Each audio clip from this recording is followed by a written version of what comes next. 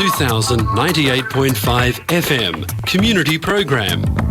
सामाजिक हिंदी कार्यक्रम दर्पण आकाशवाणी 2098.5 FM।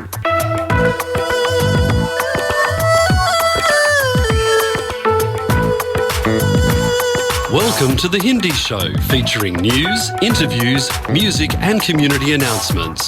स्वागत है दर्पण हिंदी कार्यक्रम में। आप सुनेंगे समाचार, विचार, संगीत और सामाजिक सूचनाएं। Radio 2000 98.5 FM, Multicultural Radio.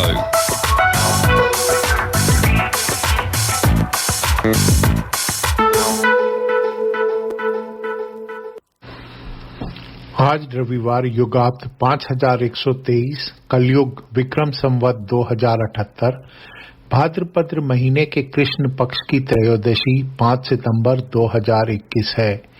दर्पण के सभी श्रोताओं को राज बत्रा, गार्गी शर्मा और संजीव शर्मा का सप्रेम नमस्कार। अब सुनिए इस सप्ताह के समाचार। मुख्य समाचार इस प्रकार हैं। पंज प्यारे पर प्रायश्चित, पूर्व चीफ मिनिस्टर हरीश रावत ने गुरुद्वारे में साफ किए श्रद्धालुओं के जूते। एंटिलिया मामला, सचिन वाजे समेत 10 लोगों के खिलाफ 9000 पन्नों की चार्जशीट दाखिल। सेबी ने कहा सितंबर अंत तक पैन को आधार से जोड़ने निवेशक। मुकेश अंबानी बोले ग्रीन एनर्जी में वर्ल्ड लीडर बनेगा भारत। अगस्त में 15 लाख की नौकरियां गई। राहुल बोले मोदी सरकार रोजगार के लिए हानिकारक।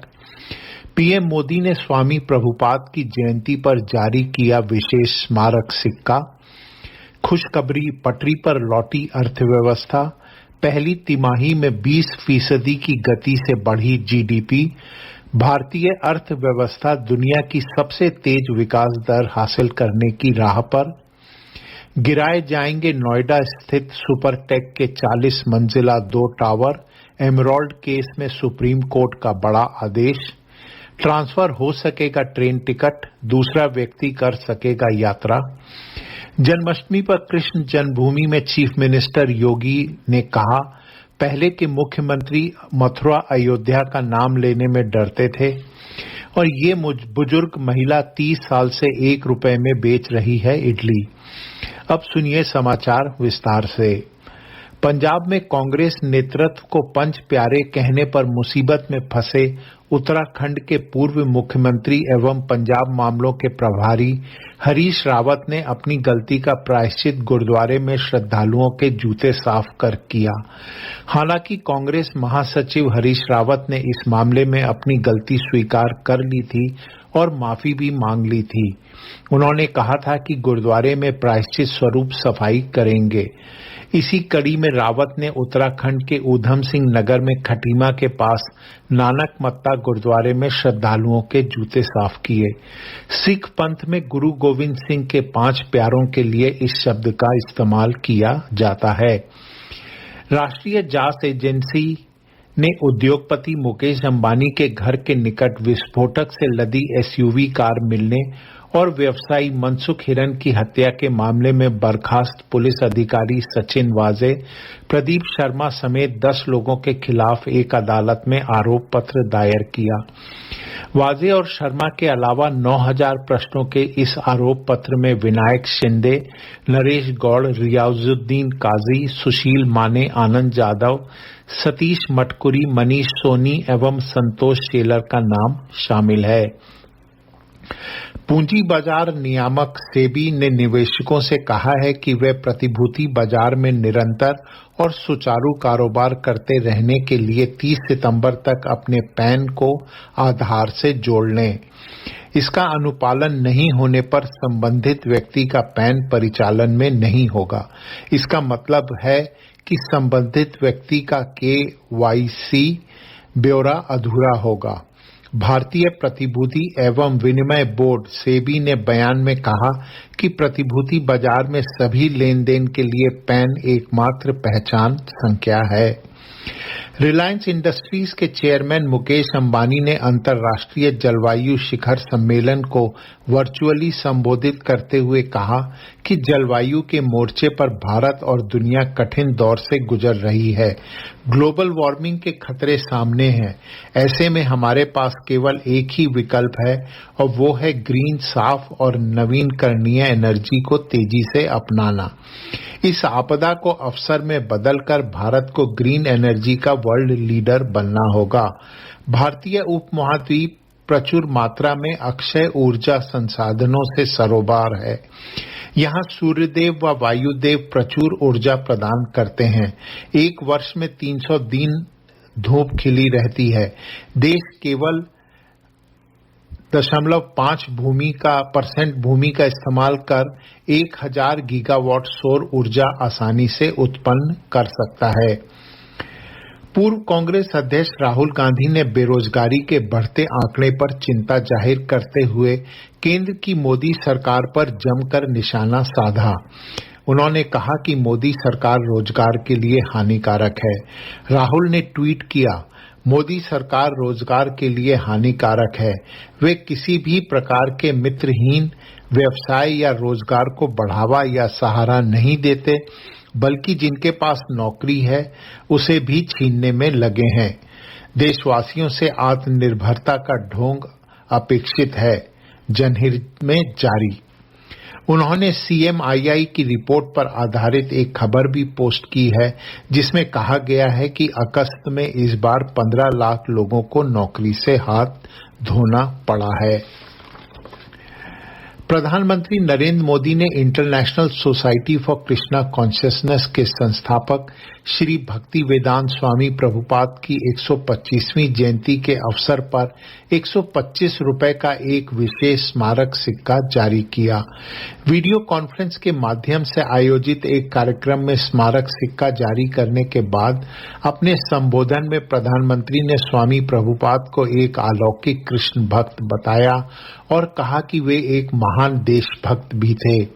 स्वामी प्रभुपाद ने देश विदेश में 100 से अधिक मंदिरों की भी स्थापना की और दुनिया को भक्ति योग का मार्ग दिखाने वाली कई किताबें लिखी। उनके द्वारा स्थापित इस्कॉन को आमतौर पर हरे कृष्ण आंदोलन के रूप में जाना जाता है। प्रधानमंत्री ने कहा कि दुनिया के अलग अलग देशों में स्थित इस्कॉन मंदिर और गुरुकुल भारतीय संस्कृति को जीवंत बनाए हुए हैं। कोरोना के कारण बुरी तरह प्रभावित अर्थव्यवस्था अब पटरी पर लौट रही है, क्योंकि चालू वित्त वर्ष की पहली तिमाही में सकल घरेलू उत्पाद GDP वृद्धि दर 20.1% रहे हैं। केंद्रीय सांख्यिकी कार्यालय की जारी आर्थिक विकास के आंकड़ों के अनुसार पिछले वर्ष जून में समाप्त तिहाई में देश की GDP 26.95 लाख करोड़ रुपए रहने का अनुमान जताया गया था, जो चालू वित्त वर्ष की पहली तिमाही में बढ़कर 32.38 लाख करोड़ रुपए पर पहुंच गया। आंकड़ों के अनुसार वर्तमान बाजार मूल्य पर पहली तिमाही में GDP 51.23 लाख करोड़ रुपए रही, जो पिछले वित्त वर्ष की समान तिमाही के 38.79 लाख करोड़ रुपए की तुलना में 31.7% अधिक है।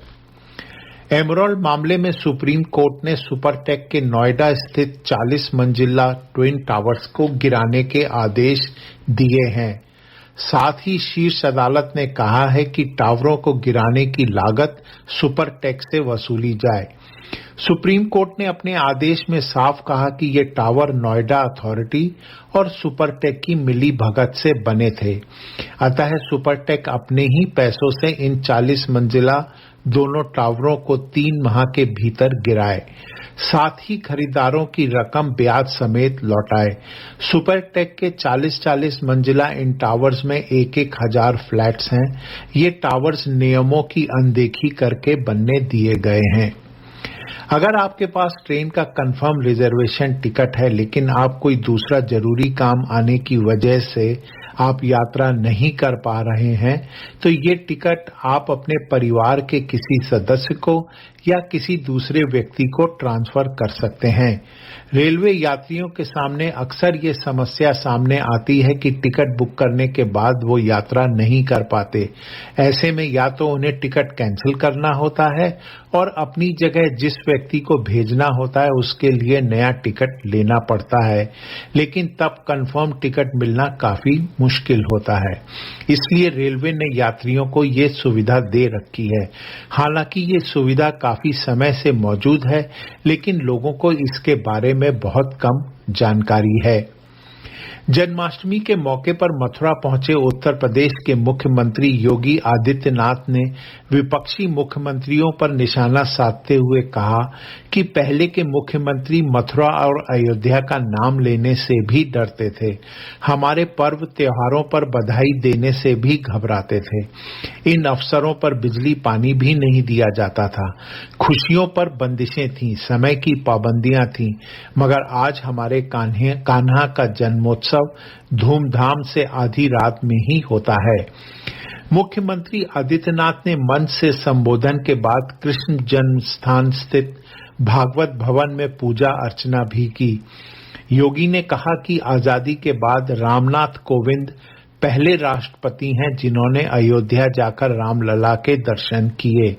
मोदी जी भी देश के पहले प्रधानमंत्री हैं जिन्होंने अयोध्या जाकर रामलला के दर्शन किए हैं। उन्होंने कहा कि इससे पहले सरकारों में बैठे लोगों को पूजा करने में भी सांप्रदायिकता का भय होता था। हालांकि जो लोग पहले मंदिर जाने में संकोच करते थे, अब वही कहते हैं कि राम और कृष्ण हमारे हृदय में हैं। उन्होंने कहा कि प्रधानमंत्री मोदी के नेतृत्व में नया भारत अंगड़ाई ले रहा है। एक एक करके सैकड़ों वर्षों से दबी हुई भावनाएं और आस्था के केंद्र अपने नए रूप में सामने आ रहे हैं। कोयम्बटूर में एक महिला 30 सालों से ₹1 में इडली बेच रही है। लॉकडाउन में जहां खाने पाने के सामान के दाम भाग रहे हैं, वहीं 85 वर्षीय बुजुर्ग महिला ने इडली का दाम नहीं बढ़ाया है। बुजुर्ग महिला एम कमलथल आज भी ₹1 में ग्राहकों को इडली देती है।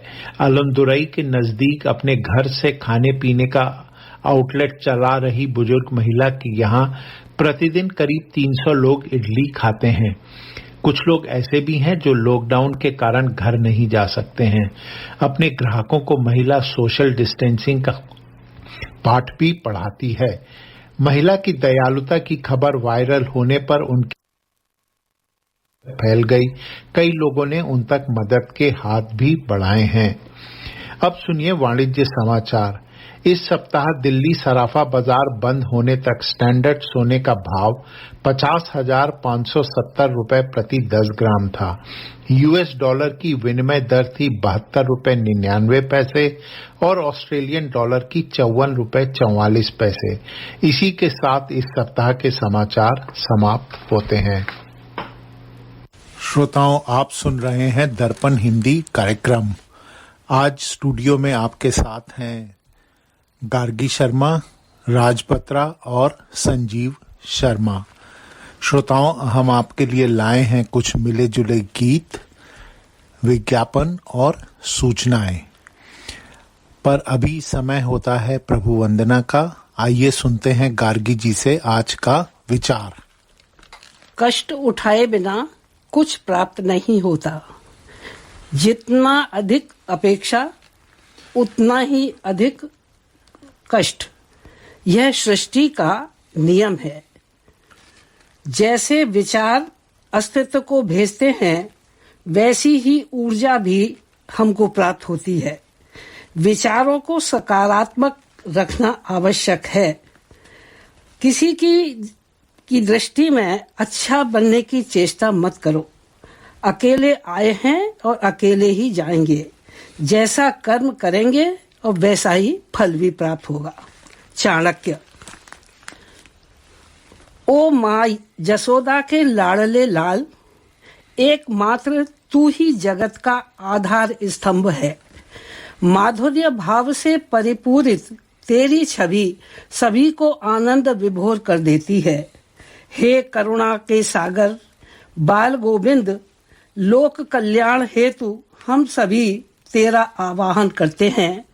आइए सुनते हैं यह प्यारा सा भजन।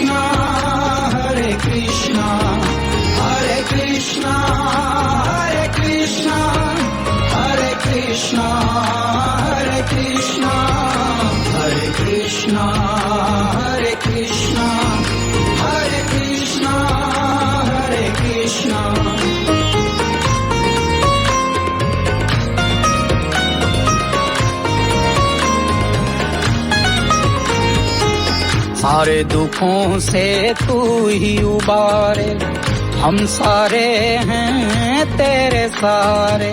सारे दुखों से तू ही उबारे, हम सारे हैं तेरे सहारे।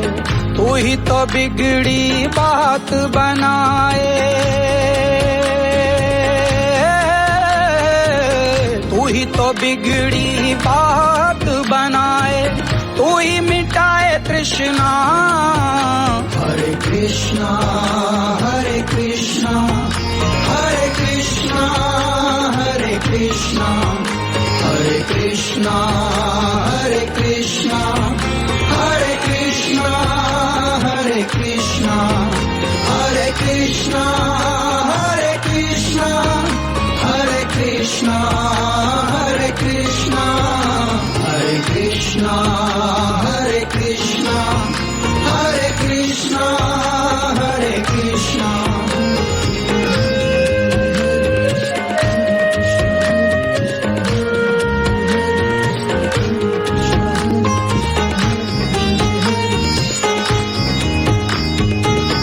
अचल अच्युत अद्भुत हे आदिदेव हे आदित्य, हे अजन्मा हे अजया, हे अक्षरा अमृत अनादिः।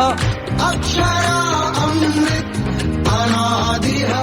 अचल अच्युत अद्भुत हे आदिदेव हे आदित्य, हे अजन्मा हे अजया, अक्षरा अमृत अनादिः।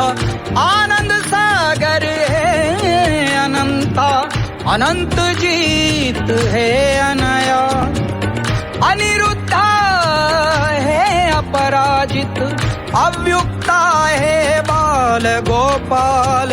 बलि चतुर्भुज दानवेंद्रो, हे दयालु दयानिधि। देवादिदेव देवकी नंदन, हे देवेश हे धर्माध्यक्ष। तेरे सिवा कोई रूप न भाए, तू न दिखे तो मन घबराए। जब भी पलकें बंद करूं मैं, जब भी पलकें बंद करूं मैं, तू ही मुझे दिखना। हरे कृष्णा हरे कृष्णा हरे कृष्णा हरे कृष्णा हरे कृष्णा हरे कृष्णा हरे कृष्णा हरे कृष्णा हरे कृष्णा हरे कृष्णा हरे कृष्णा हरे कृष्णा हरे कृष्णा हरे कृष्णा हरे कृष्णा हरे कृष्णा।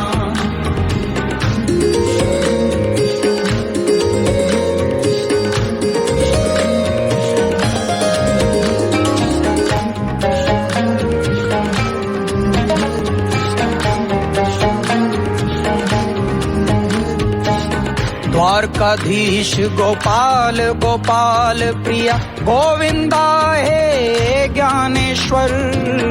हरि हिरण्य गर्भा ऋषिकेश है जगत गुरु है जगदीशा।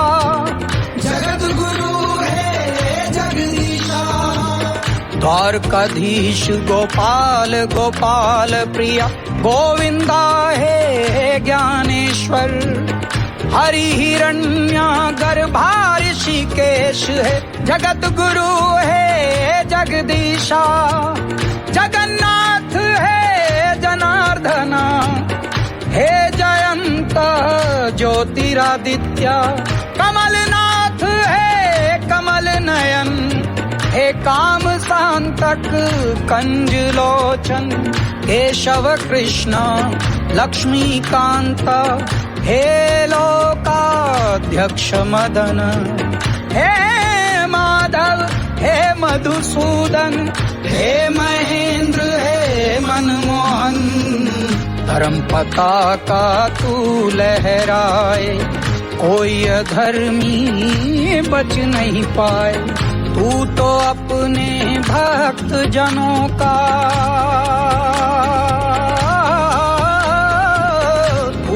अपने भक्त जनों का ध्यान रखे कितना। हरे कृष्णा हरे कृष्णा हरे कृष्णा हरे कृष्णा हरे कृष्णा हरे कृष्णा हरे कृष्णा हरे। In Australia, if you are looking for a trusted banking partner who can connect you with your dear ones in India, then reach out to State Bank of India in Australia.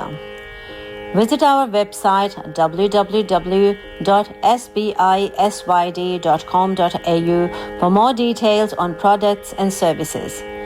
State Bank of India Sydney is a proud sponsor of Darpan Radio.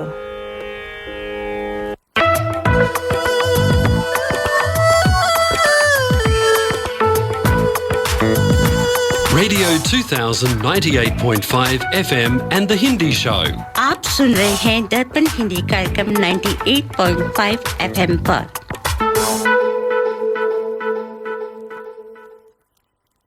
दोस्तों, आज fathers day है और दर्पण के सभी श्रोताओं को fathers day की बहुत बहुत बधाई। बच्चे का अपने माता पिता से सबसे गहरा नाता होता है।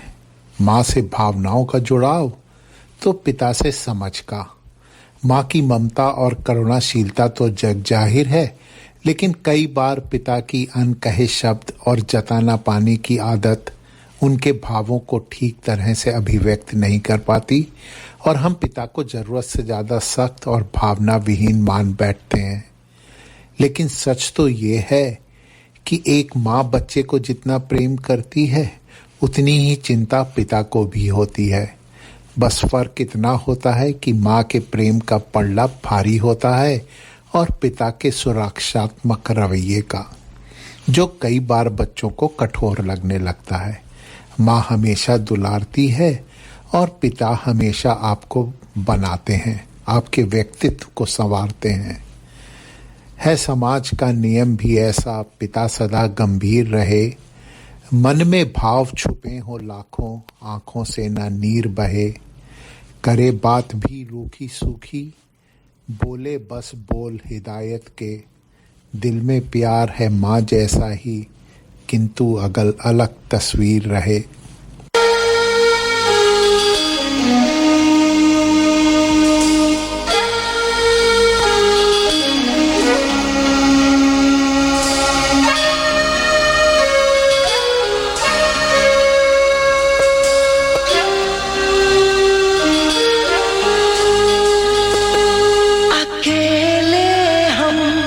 अकेले तुम जो हम तुम संग है तो फिर क्या गम।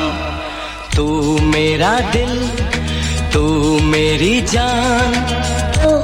I love you daddy। तू मासूम तू शैतान। But you love me daddy। तू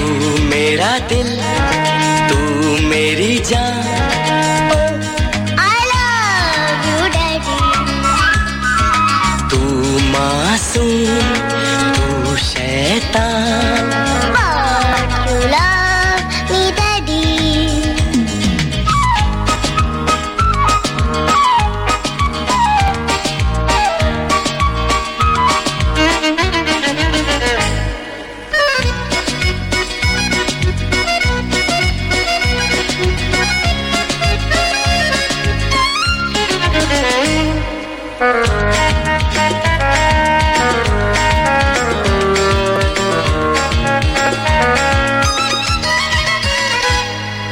यूं तो है तू नन्हा सा है मगर गुरु सबका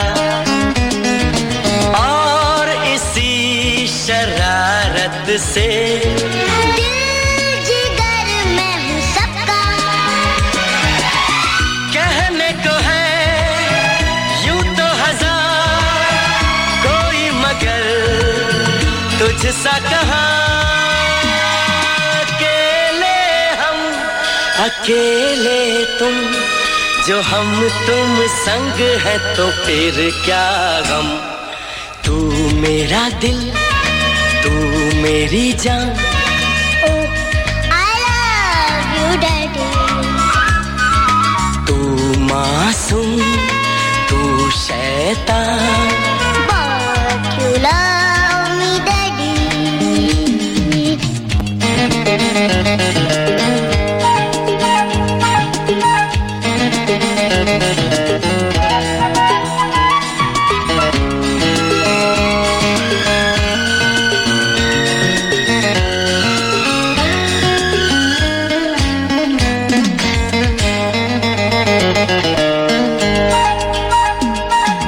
मान लो कल जो ये सारी दुनिया साथ मेरा नहीं देगी कौन है फिर मेरी मंजिल का हम सफर मैं हूँ Daddy.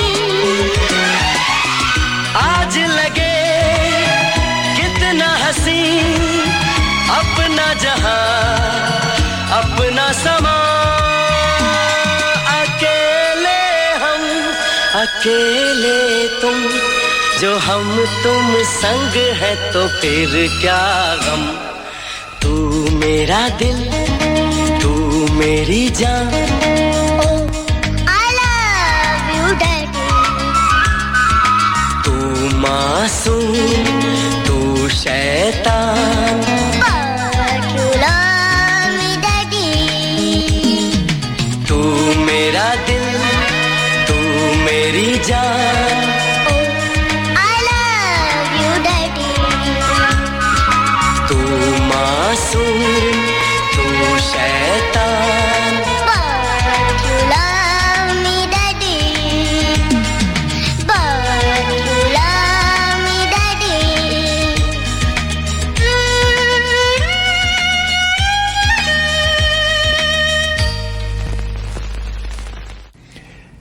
पिता हमेशा उस कुम्हार की तरह होता है जो ऊपर से आपको आकार देता है और पीछे से हाथ लगाकर सुरक्षात्मक सहयोग. अगर पिता के प्रेम को जानना चाहते हैं तो आप कितने भी बड़े क्यों ना हो गए हों, एक बार अपने बचपन में लौट आइए और देखिए कि कैसे पिता ने आपको साइकिल चलाना सिखाया था, कैसे आपके हर उस सवाल का उन्होंने बड़े ही रोचक ढंग से जवाब दिया था जिन्हें अब सुनकर आप शायद चिढ़ जाते हैं और उनकी बात का जवाब देना जरूरी नहीं समझते. कैसे वे आपके सामने झुककर घोड़ा या हाथी बन जाया करते थे और आपकी मुस्कान से उनकी पीठ का वह दर्द भी गायब हो जाता था जो आपके वजन के कारण हुआ था.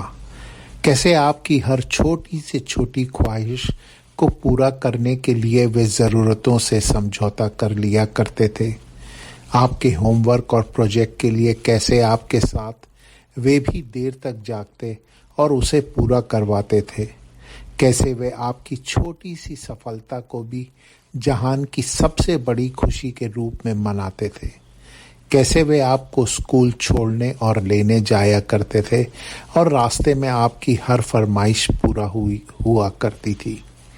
हर शाम ऑफिस से लौटते हुए कई बार बिन मांगे ही वे आपकी पसंद की चीजें ले आया करते थे। उनके लिए केवल आपकी खुशी अनमोल थी। पिता के बिना जिंदगी वीरान होती है, तन्हा सफर में हर राह सुनसान होती है। जिंदगी में पिता का होना जरूरी है, पिता के साथ से हर राह आसान होती है। तो आइए सुनते हैं मनोज मुंतशिर से कि उन्होंने फादर्स, अपने पिताजी या दुनिया के सभी फादर्स के लिए क्या लिखा है। तो आइए सुनते हैं मनोज मुंतशिर को।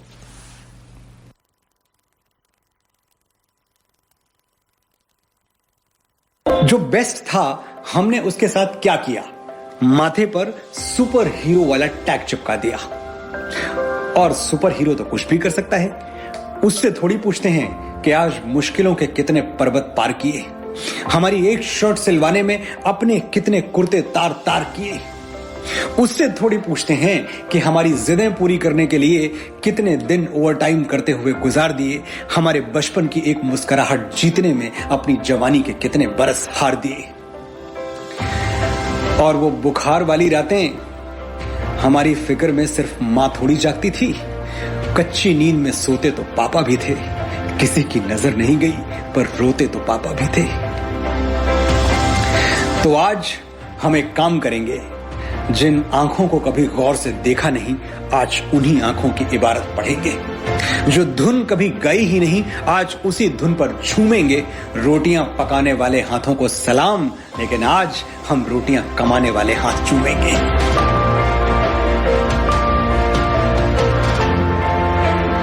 शहर में बड़ी बड़ी दुकानें थीं, खिलौनों, कपड़ों, किताबों से भरी, और मेरे बाबूजी की एक छोटी सी नौकरी। वो बरसों अपने लिए नया कुर्ता नहीं सिलवा पाए, पुराना फटता और सिल जाता, पर कपड़े, किताबें, खिलौने, मैं जो कुछ भी मांगता मुझे मिल जाता। कुछ किस्से हैं जो हमेशा के लिए दिल में दर्ज हो गए। मैं कभी नहीं भूल पाऊंगा कि मेरी खुशियां खरीदने में मेरे बाबूजी खर्च हो गए। कभी कभी हजारों से मिलना पड़ता है ये जानने के लिए कि हमारे दुख दर्द में शरीक कौन है। बहुत दूर जाना पड़ता है ये समझने के लिए कि हमारे नजदीक कौन है। पापा, आज मेरे सैकड़ों दोस्त यार हैं, सब मेरे सुख दुख में साझेदार हैं, लेकिन सिर्फ तुम हो जो मेरे लिए दोनों बाजू कटवा के भी एहसान का एक लफ्ज नहीं कहोगे। मेरे सबसे सच्चे दोस्त तुम थे और तुम ही रहोगे।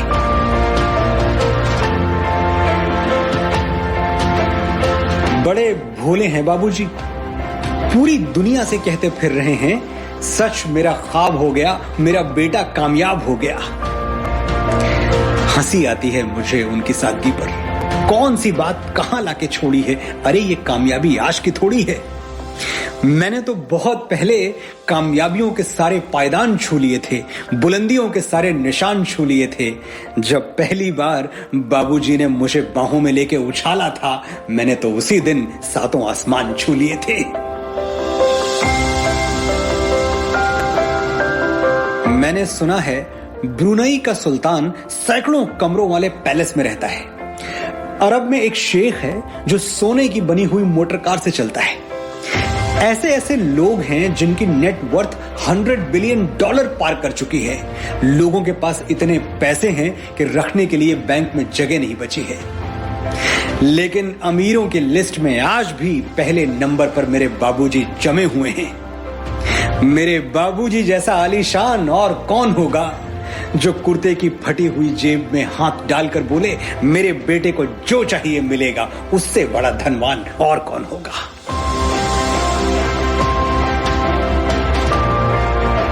मैं डरता नहीं, किसी मुश्किल, किसी चुनौती, किसी आफत से नहीं डरता।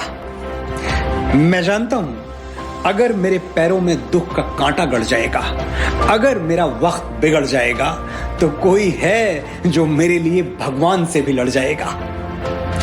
जब तक वो झुर्रियों भरे हाथ मेरे सर पे हैं, मेरी शान जिंदा है, मेरा रुआब जिंदा है। कयामत भी आ जाए तो मेरा क्या बिगाड़ेगी, अभी मेरा बाप जिंदा है।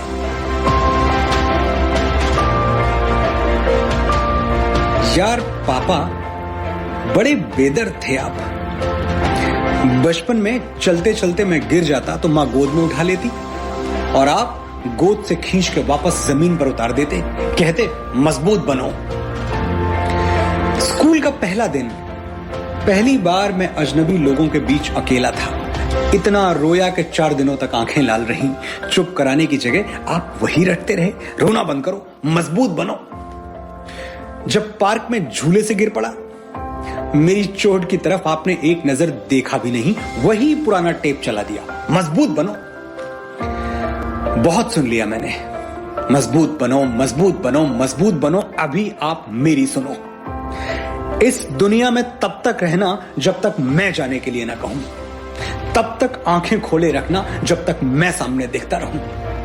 यार पापा, कैसे समझाऊं, मैं इतना मजबूत कभी नहीं बन पाया कि तुम्हारे बगैर जी पाऊं।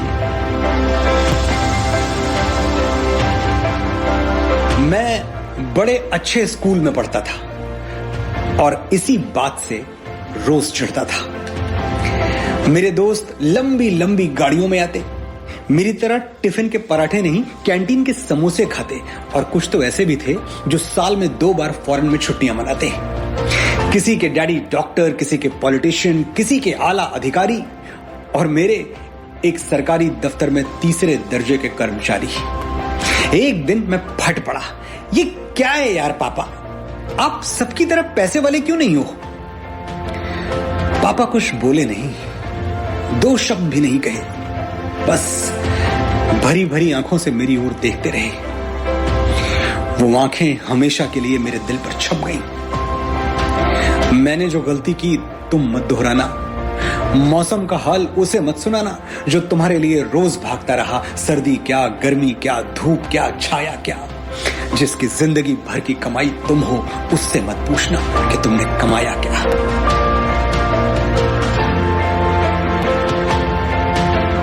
यार पापा, बड़ी नाइंसाफी हुई तुम्हारे साथ। लोग माँ के बारे में प्यारे प्यारे गीत लिख गए, बड़े बड़े कसीदे कह गए, और तुम पीछे रह गए। पर ये बात दिल पे मत लेना, सबको माफ कर देना। तुम क्या हो ये किसी को एहसास भी नहीं है। जो तुम्हारी कुर्बानियां लिख पाए वो कलम तो विधाता के पास भी नहीं है।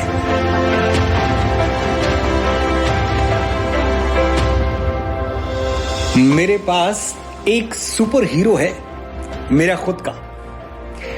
वो कंधों पर पहाड़ नहीं उठा सकता, लेकिन मेरी जरूरतों का बोझ उठा लेता है। उसे आसमान में उड़ना नहीं आता, लेकिन मेरी उलझनों को चुटकियों में उड़ा देता है। वो मेरे लिए बसों के पीछे भागता है, सोने के वक्त जागता है, मुश्किलों के 2-4 समंदर हर रोज लांघता है। मुझे किसी सफेद घोड़े वाले शहजादे का इंतजार नहीं। मेरे सुपर हीरो मेरे पापा हैं, और उनसे ज्यादा मुझे किसी से प्यार नहीं।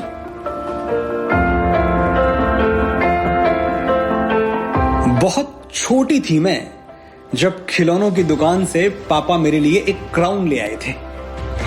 वो क्राउन पहनकर मैं क्वीन की तरह इतराती, डिब्बे जैसा अपना कमरा पैलेस की तरह सजाती। फिर मैं बड़ी हो गई, मेरे सपनों का जादू नगर पीछे छूट गया, और वो क्राउन भी एक दिन हाथ से गिर के टूट गया। बरसों बरस बीत गए, लेकिन आज भी पापा मुझे ऐसे देखते हैं जैसे उस क्राउन के कुछ टुकड़े मेरे माथे पर अभी तक बाकी हैं। मुझे शहजादी होने के लिए किसी बादशाह की जरूरत नहीं, मेरे पापा काफी हैं। कभी सुख कभी दुख, हवाएं दोनों तरफ से बहेंगी। मुश्किलें आती हैं, आती रहेंगी, लेकिन मैंने अपनी सारी मुश्किलों के नाम एक खत लिख दिया है। जब पापा घर पे ना हो तभी आना, वरना पछताओगी, मुझसे पहले मेरे पापा से टकराओगी। और तुम तो जानती हो, बाप दुआओं वाला तावीज है, उससे टकरा के चट्टानें टूट जाती हैं। मुश्किल कौन सी चीज है?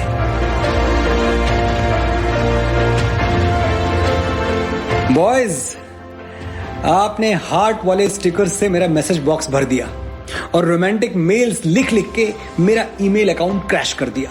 रोज इतना प्यार भेजते हैं आप मुझे, शुक्रिया। मैं समझती हूं जो आपके दिल का आलम है, लेकिन एक छोटी सी प्रॉब्लम है, मेरे पापा। मां की हर ना पर चुपके से हां कर देने वाले मेरे पापा, एक मांगू तो 10 हाथ पे धर देने वाले मेरे पापा। अपना अंगूठा जूते से बाहर झांकता रहा और मुझे महंगे सैंडल्स दिलाकर खुश होते रहे। बेचारे सीधे साधे थे, पर मुझे बिगाड़ने का इल्जाम पूरी जिंदगी अपने कंधे पर ढोते रहे। और अब तो मैं सचमुच बिगड़ चुकी हूं। मेरा दिल जीतने कोई सफेद घोड़े पर आए या फूलों की जगह खुद मेरे रास्ते में बिछ जाए, मेरा प्यार किसी ऐसे वैसे को मिलेगा नहीं। सॉरी, मुझे मेरे पापा से कम कोई चलेगा नहीं।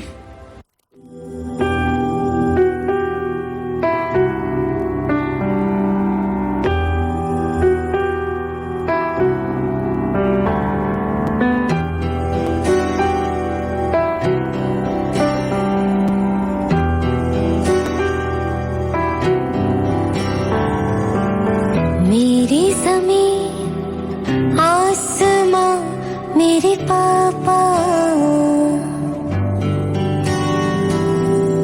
मैं हूँ जहाँ है वहाँ मेरे पापा, मेरे पापा, मेरे पापा, मेरे पापा, मेरे पापा। तुम सांसों की सांस हो, शाम सहर मेरे पास हो, जहाँ मेरे आंसू ये ढले, वही मुझे हंस के मिले। मेरे पापा, मेरे पापा।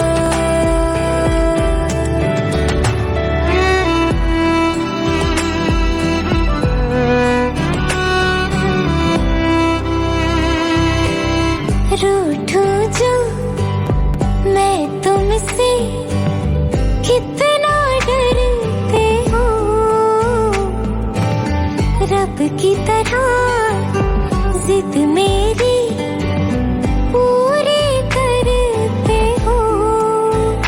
होने न दे कभी मुझको गिले, मैं चांद कहूँ मुझे चांद मिले, कैसे कैसे जादू करे मेरे पापा, मेरे पापा।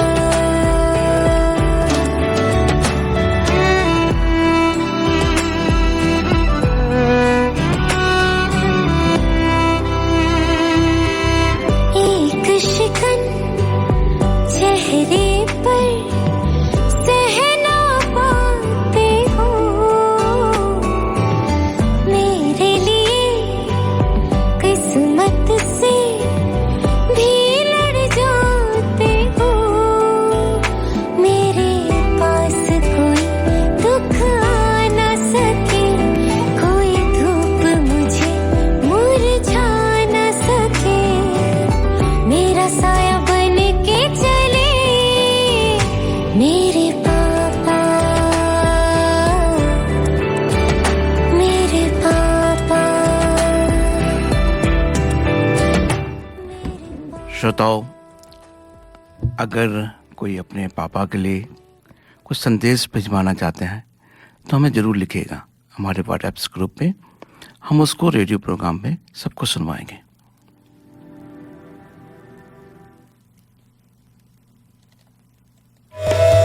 Work, home, kids. Oh, life is so busy. Where is the time to cook? With Curry Master's complete curry mix, it's ready to cook with 3 simple steps and the curry is ready. It's so easy. They have huge variety to choose from. Their vegan butter chicken and Thai tofu curry is a big hit. Available at all Indian grocery stores. Thank God it's available at all Indian grocery stores. ये था हमारे sponsor करी master का संदेश। दोस्तों, आज 5 सितंबर है और प्रतिवर्ष 5 सितंबर को शिक्षक दिवस मनाया जाता है। आज हम सब अपने गुरुओं को याद करते हैं। गुरु शिष्य परंपरा भारत की संस्कृति का एक अहम और पवित्र हिस्सा है। जीवन में माता पिता का स्थान कभी कोई नहीं ले सकता, क्योंकि वे ही हमें इस रंगीन खूबसूरत दुनिया में लाते हैं। कहा जाता है कि जीवन के सबसे पहले गुरु हमारे माता पिता होते हैं। जीने का असली सलीका हमें शिक्षक ही सिखाते हैं, हमेशा सही मार्ग पर चलने के लिए प्रेरित करते हैं। हमारी संस्कृति में तो गुरु को भगवान का दर्जा दिया जाता है। गुरु ब्रह्मा, गुरु विष्णु, गुरु देवो महेश्वरा, गुरु साक्षात परब्रह्मा, तस्मै श्री गुरुवे नमः। गुरु गोविंद दो खड़े, काके लागू पाँव, बलिहारी गुरु आपने, गोविंद दियो बताए। भारत के पूर्व राष्ट्रपति डॉक्टर सर्वपल्ली राधाकृष्णन के जन्म दिवस के अवसर पर शिक्षकों के प्रति सम्मान प्रकट करने के लिए भारत भर में शिक्षक दिवस 5 सितंबर को मनाया जाता है। सर्वपल्ली राधाकृष्णन शिक्षा में बहुत विश्वास रखते थे। वे एक महान दार्शनिक और शिक्षक थे। उन्हें अध्यापन से गहरा प्रेम था। एक आदर्श शिक्षक के सभी गुण उनमें विद्यमान थे। मेरे स्वजनों, अपने ही स्वजनों के हाथों सम्मानित होने में गौरव का अनुभव होता है, प्रसन्नता भी होती है। एक विष्णुगुप्त गौरव भूषित हो, न ही परिषद न ही शिक्षक के लिए गौरव की बात हो सकती है। शिक्षक व परिषद तो गौरव भूषित तब होगी जब यह राष्ट्र गौरवशाली होगा, और यह राष्ट्र गौरवशाली तब होगा जब यह राष्ट्र अपने जीवन मूल्यों व परंपराओं का निर्वाह करने में सफल व सक्षम होगा। और यह राष्ट्र सफल व सक्षम तब होगा जब शिक्षक अपने उत्तरदायित्व का निर्वाह करने में सफल होगा। और शिक्षक सफल तब कहा जाएगा जब वह प्रत्येक व्यक्ति में राष्ट्रीय चरित्र का निर्माण करने में सफल हो। यदि व्यक्ति राष्ट्र भाव से शून्य है, राष्ट्र भाव से हीन है, अपनी राष्ट्रीयता के प्रति सजग नहीं है, तो यह शिक्षक की असफलता है। और हमारा अनुभव साक्षी है कि राष्ट्रीय चरित्र के अभाव में हमने अपने राष्ट्र को अपमानित होते देखा है। हमारा अनुभव है कि शस्त्र से पहले हम शास्त्र के अभाव से पराजित हुए हैं। हम शस्त्र और शास्त्र धारण करने वालों को राष्ट्रीयता का बोध नहीं करा पाए, और व्यक्ति से पहले खंड खंड हमारी राष्ट्रीयता हुई। शिक्षक इस राष्ट्र की राष्ट्रीयता व सामर्थ्य को जागृत करने में असफल रहा। यदि शिक्षक पराजय स्वीकार कर ले तो पराजय का वह भाव राष्ट्र के लिए घातक होगा। अतः वेद वंदना के साथ साथ राष्ट्र वंदना का स्वर भी दिशाओं में गूंजना आवश्यक है। आवश्यक है व्यक्ति व्यवस्था को यह आभास कराना कि यदि व्यक्ति की राष्ट्र की उपासना में आस्था नहीं रही तो उपासना के अन्य मार्ग भी संघर्ष मुक्त नहीं रह पाएंगे। अतः व्यक्ति से व्यक्ति, व्यक्ति से समाज व समाज से राष्ट्र का एकीकरण आवश्यक है। अतः शीघ्र ही व्यक्ति, समाज व राष्ट्र को एक सूत्र में बांधना होगा, और वह सूत्र राष्ट्रीयता ही हो सकती है। शिक्षक इस चुनौती को स्वीकार करे, वह शीघ्र ही राष्ट्र का नव निर्माण करने के लिए सिद्ध हो। संभव है कि आग के मार्ग में बाधाएं आएंगी, पर शिक्षक को उन पर विजय पानी होगी, और आवश्यकता पड़े तो शिक्षक शस्त्र उठाने में भी पीछे ना होंगे। मैं स्वीकार करता हूं कि शिक्षक का सामर्थ्य शास्त्र है, पर यदि मार्ग में शस्त्र बाधक हो और राष्ट्र मार्ग के कंटक सिर्फ शस्त्र की ही भाषा समझते हो, तो शिक्षक उन्हें अपने सामर्थ्य का परिचय अवश्य दे। अन्यथा सामर्थ्यहीन शिक्षक अपने शास्त्रों की भी रक्षा नहीं कर पाएगा। संभव है कि इस राष्ट्र को एक सूत्र में बांधने के लिए शिक्षक को सत्ताओं से भी लड़ना पड़े, पर स्मरण रहे कि सत्ताओं से राष्ट्र महत्वपूर्ण है, राजनैतिक सत्ताओं के हितों से राष्ट्रीय हित महत्वपूर्ण है। अतः राष्ट्र की वेदी पर सत्ताओं की आहुति देनी पड़े तो भी शिक्षक संकोच न करे। इतिहास साक्षी है कि सत्ता व स्वार्थ की राजनीति ने इस राष्ट्र का अहित किया है। हमें अब सिर्फ इस राष्ट्र का विचार करना है। यदि शासन सहयोग दे तो ठीक, अन्यथा शिक्षक अपने पूर्वजों के पुण्य व कीर्ति का स्मरण कर अपने उत्तरदायित्व का निर्वाह करने में सिद्ध हो। विजय निश्चित है। सप्त सिंधु की संस्कृति की विजय निश्चित है। विजय निश्चित है इस राष्ट्र के जीवन मूल्यों की। विजय निश्चित है इस राष्ट्र की। आवश्यकता मात्र आवाहन की है।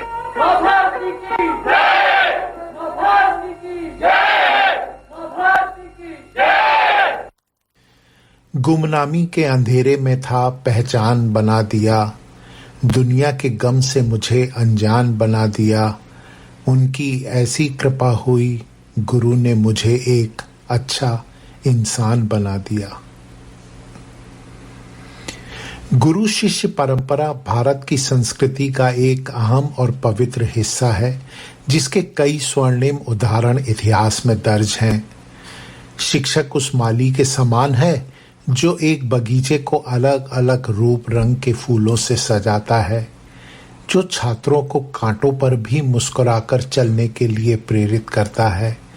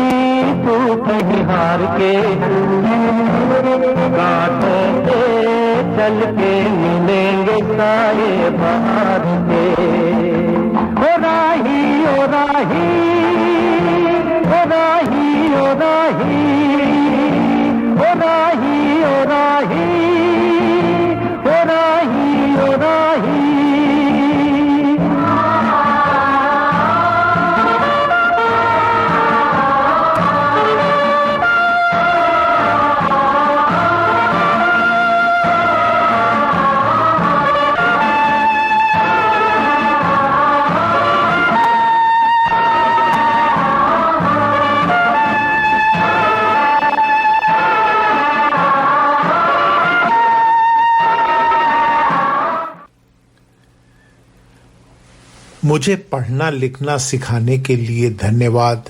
मुझे सही गलत की पहचान सिखाने के लिए धन्यवाद। मुझे बड़े सपने देखने और आकाश को चूमने का साहस देने के लिए धन्यवाद। मेरे मित्र, गुरु और प्रकाश बनने के लिए धन्यवाद। Thanks to all our teachers.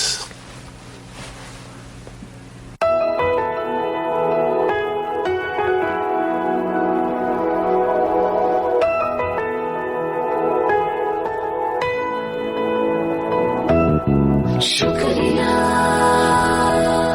शुक्रिया शुक्रिया शुक्रिया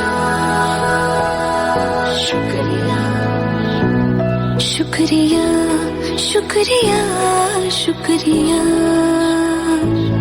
शुक्रिया शुक्रिया शुक्रिया शुक्रिया। आज जो भी है हम सब है आपकी ही बदौलत, आपके समर्पण को सलाम। शुक्रिया शुक्रिया शुक्रिया शुक्रिया शुक्रिया शुक्रिया शुक्रिया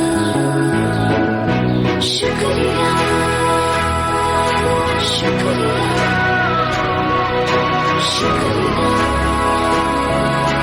शुक्रिया। हाथ थाम के आपने है हमको सब सिखाया, माफ की गलतियां संभाला जब भी लड़खड़ाया। शुक्रिया शुक्रिया शुक्रिया शुक्रिया शुक्रिया शुक्रिया। To all the teachers we have met in this life, a very happy Teachers' Day from all of us, and thank you for making us enabled. Shukriya.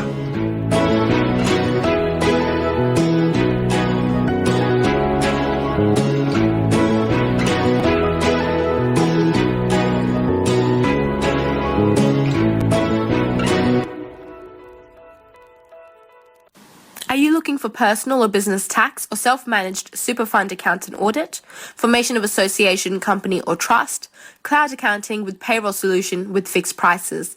Mention Darpan Radio and get your first visit without any charge. Please contact Forbes Accounting on 8095-9405, that's 8095-9405, or visit our website www.fabc.com.au.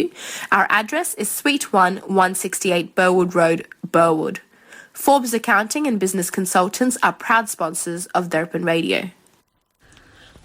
श्रोताओं, आइए गार्गी जी से सुनते हैं भगवती चरण वर्मा जी द्वारा लिखित ये कहानी वसीयत। जिस समय मैंने कमरे में प्रवेश किया, आचार्य चूड़ामणि आंख बंद किए हुए थे। क्रोध और पीड़ा की मिली जुली ऐंठन उनके चेहरे पर व्याप्त थी। आचार्य चूड़ामणि काशी विश्वविद्यालय के प्रसिद्ध व्यक्ति थे। आचार्य चूड़ामणि तथा मेरी नियुक्ति काशी विश्वविद्यालय में एक साथ ही हुई थी। उन्होंने रीडर तथा मैंने प्रवक्ता के पद पर कार्यभार संभाला था। हम दोनों में बड़ा प्रेम, निष्ठा और कर्तव्य का अटूट बंधन था। आचार्य अपने पुत्रों से भी अधिक मुझ पर दया करते थे और स्नेह रखते थे। हम लोगों का 40 वर्ष का साथ था। एक दिन आचार्य का सेवक बुधई मुझे बुलाकर अपने घर ले गया। उसने बताया कि आचार्य चूड़ामणि की तबीयत बहुत खराब है, उन्हें निमोनिया हो गया है और वे अचेत पड़े हुए हैं।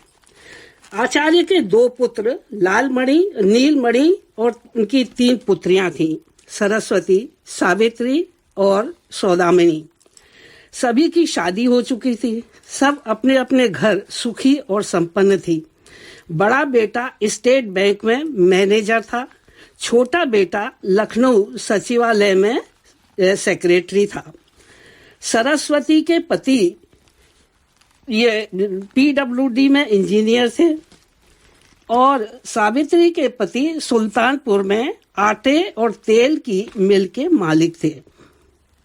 सौदामिनी के पति संजीव पांडे सेना में कर्नल थे। तो चूड़ामणि के अटूट परिश्रम का ही परिणाम था कि वे विश्व भर में भारतीय दर्शन के लिए प्रसिद्ध थे। उन्होंने बहुत सी पुस्तकें लिखी थी। आचार्य बड़े कट्टर किस्म के ब्राह्मण थे। उन्होंने कभी मेरे घर की चाय भी नहीं पी थी। महीनों बाहर रहने पर वे सत्तू, दूध, फल और घर की बनी मठरी तथा लड्डू खाकर गुजारा कर लेते थे। चूड़ामणि ने बनारस के लंका मोहल्ले में एक छोटा सा मकान किराए पर ले दिया था। घर वालों ने बड़ी कोशिश की कि बड़ी कोठी खरीदी जाए, परंतु वे तैयार न हुए। आज चूड़ामणि की तबीयत खराब थी, वह अचेत पड़े हुए थे।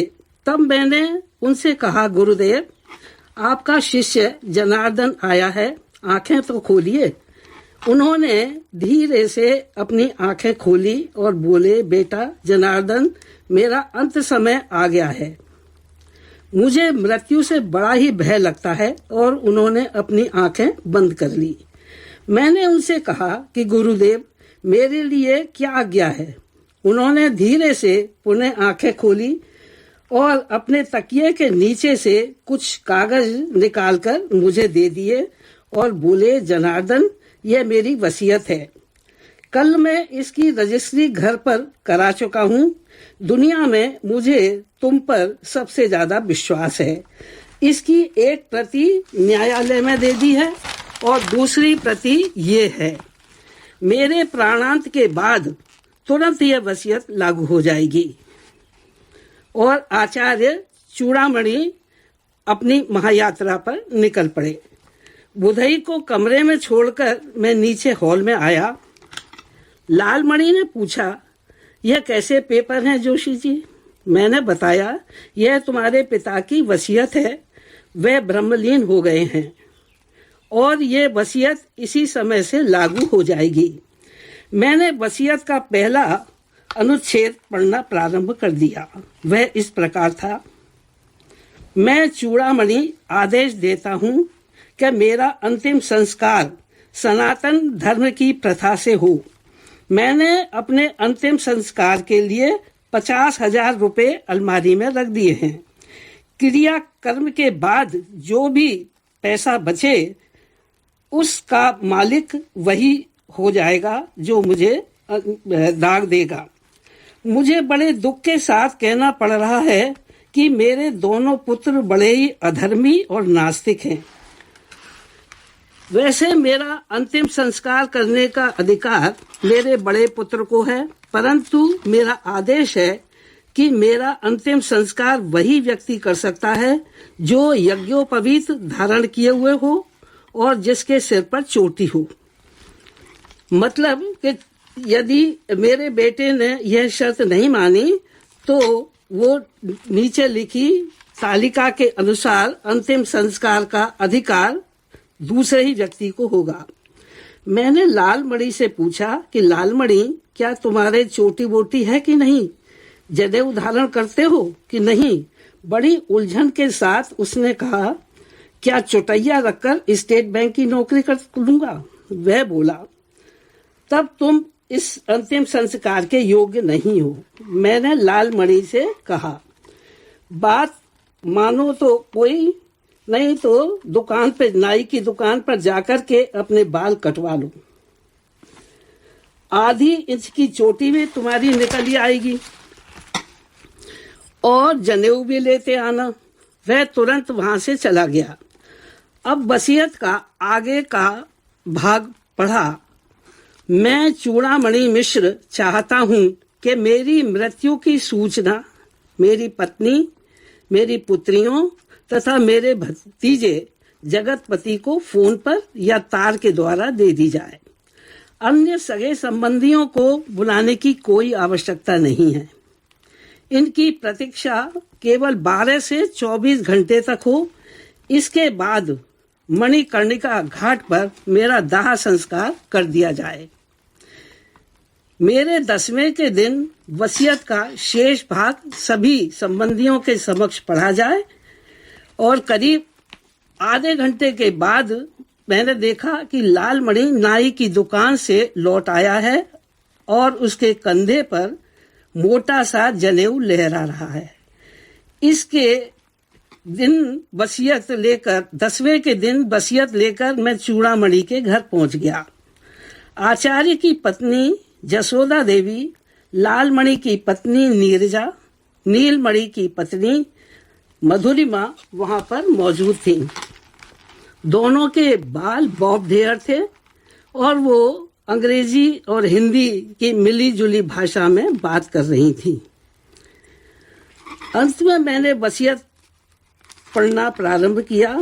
उन्होंने कहा, मैं चूड़ामणि आदेश देता हूँ कि मेरा दाह संस्कार करने वालों की पत्नी सूतक तक वो 6 माह तक प्रतिदिन सुबह स्नान करके 11 ब्राह्मणों को भोजन कराए और उन्हें नित्य भोजन कराए।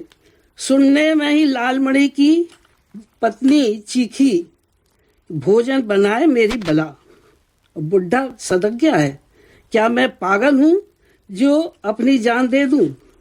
उन्होंने आगे लिखा कि यदि उसको आपत्ति हो तो इस कार्य को छोटी बहू को दे दिया जाए। वो भी राजी नहीं हो तो यह कार्य मैं अपनी पुत्रियों को सौंपता हूँ। इसके लिए मैं 25,000 की रकम निश्चित करता हूँ। उसी समय मेरे कानों में आवाज आई, यदि जीजी यह कार्य नहीं कर सकती तो मैं खुशी खुशी भोजन खिलाने का काम कर लूंगी। बात सुनते ही बड़ी बहू चीखी, अपने घर में तो कभी खाना बनाती नहीं, काम चोरी करती रहती है। 11 ब्राह्मणों को भोजन बनाने का दम भरती है। दोनों में बहुत देर तक वाद विवाद चलता रहा। उनको लेकर दोनों भाइयों में भी कहासुनी हो गई। मैंने कहा, आप लोग शांत हो जाइए, और निश्चित यह हुआ कि भोजन बड़ी बहू ही बनाएगी। अब मैंने वसीयत को पुनः पढ़ना प्रारंभ किया। मैं चूड़ामणि अपनी पत्नी यशोदा देवी को लेकर जीवन भर परेशान रहा। मैंने तो अपना जीवन दाल भात सत्तू खाकर बिता दिया, परंतु यह नालायक मुझसे छुपाकर नित्य रबड़ी, मलाई, मिठाई, चाट, पकौड़ी खाती रही। उसी समय मैंने सुना कि जसोदा देवी चिल्ला चिल्ला करके कह रही हैं कि इस खड़ूस बुढ़े को भगवान नरक में भी जगह न दे। बड़ा विचित्र ही माहौल था। तभी दोनों बेटों ने माँ से कहा कि आप पिताजी को गाली नहीं दे सकती। और तभी लालमणि ने कहा कि जोशी जी अब आगे पढ़िए। जोशी जी ने आगे पढ़ा। उसमें लिखा था कि मेरे मरने के बाद इस विधवा को उसकी पुत्र वधुएं भूखा मार डालेंगी, इसलिए मैं इसके नाम 2 लाख रुपया छोड़ता हूँ। अभी मैंने वसीयत पढ़नी ही प्रारंभ की थी कि महिलाओं के कक्ष से आवाज आई। जसोदा देवी कह रही थी, अरे लालमणि के पिताजी, तुम तो स्वर्ग चले गए, मुझे इस नरक में क्यों छोड़ गए? मैं सोच रहा था कि बाहरी दुनिया। अब चूड़ामणि की ये पुत्रियों ने आगे पढ़ने के लिए कहा। मैंने वसीयत पढ़नी प्रारंभ की। मैं चूड़ामणि अपनी पुत्री सरस्वती के पति ज्ञानेंद्र नाथ से बहुत ही खिन्न हूँ। यह पक्का बेईमान और रिश्वतखोर है। इसके ऊपर जांच बिठाई गई है। सबकी निगाहें ज्ञानेंद्र की तरफ उठ गई। वह चीखकर बोला कि बुढ़ा पागल हो गया है। पत्नी का हाथ खींचकर बोला, चलो चलो, अभी इसी समय चलो। सभी लोगों ने समझा बुझाकर उसे शांत किया। अब मैंने पुनः वसीयत पढ़नी प्रारंभ की। मैं चूड़ामणि अपनी पुत्री सरस्वती के नाम 1 लाख रुपया छोड़ता हूँ, जिससे उसके पति के जेल जाने पर बच्चे भूखे न रहें। कमरे में सन्नाटा छा गया। दामाद छत की तरफ देख रहे थे और बेटी सुबक सुबक करके रो रही थी। अब मैंने वसीयत का आगे का भाग पढ़ना प्रारंभ किया। मैं चूड़ामणि अपनी दूसरी बेटी से प्रसन्न हूँ। वह बहुत समझदार और घर गृहस्थी को सुचारू रूप से चलाने वाली है। इसके पति की आटे की और तेल की मिल भी है। अतः मैं चूड़ामणि दोनों को शत शत आशीर्वाद देता हूँ। इतना सुनना था कि दोनों पति पत्नी चीखने लगे। बेटी बोली, पिताजी तो हमेशा मुझसे जलते रहते थे। पति बोला, क्या कोई कमीना हमारी मिल में हुए घाटे को पूरा कर सकता है? छोटा दामाद कर्नल संजीव पांडे बोला कि अगर तिवारी तुमने इस तरह से गाली दी तो मैं तुम्हारा मुंह तोड़ दूंगा। बड़ी मुश्किल से दोनों को हाथापाई करने से रोका गया। मैंने कहा, आप लोग मुझे वसीयत तो पढ़ने दीजिए। नीलमणि बोले कि जोशी जी अब आप आगे पढ़िए। उन्होंने कहा, मैं चूड़ामणि अपनी छोटी बेटी का मुंह भी नहीं देखना चाहता। वो तो मेरे नाम को कलंकित कर रही है। बाल कटे हैं, अंग्रेजी बोलती है, सुना है सिगरेट और शराब भी पीती है। तभी मुझे सौदामिनी की चीख सुनाई दी। यह सब छोटे जीजाजी की करतूत है। वे हमेशा हमारे खिलाफ पिताजी के कान भरते रहते थे। अब मैंने पुरुषों के कक्ष की ओर देखा तो संजीव पांडे तिवारी जी का गला पकड़ करके कह रहे थे, अबे ओ सुअर के बच्चे, हमारे यहाँ आकर के शराब पीता था, मांगता था और पीछे पीछे हमारी चुगली करता था। तिवारी जी का गला पकड़ रखा था और घों घों की आवाज निकल रही थी। मैंने उन लोगों से कहा कि इस अवसर पर आपका लड़ना अशोभनीय है। आचार्य जी की आत्मा को कष्ट ही मिलेगा। मैंने वसीयत आगे पढ़नी प्रारंभ की। मैं चूड़ामणि अपनी छोटी पुत्री सौदामनी को 1.5 लाख रुपया देता हूँ।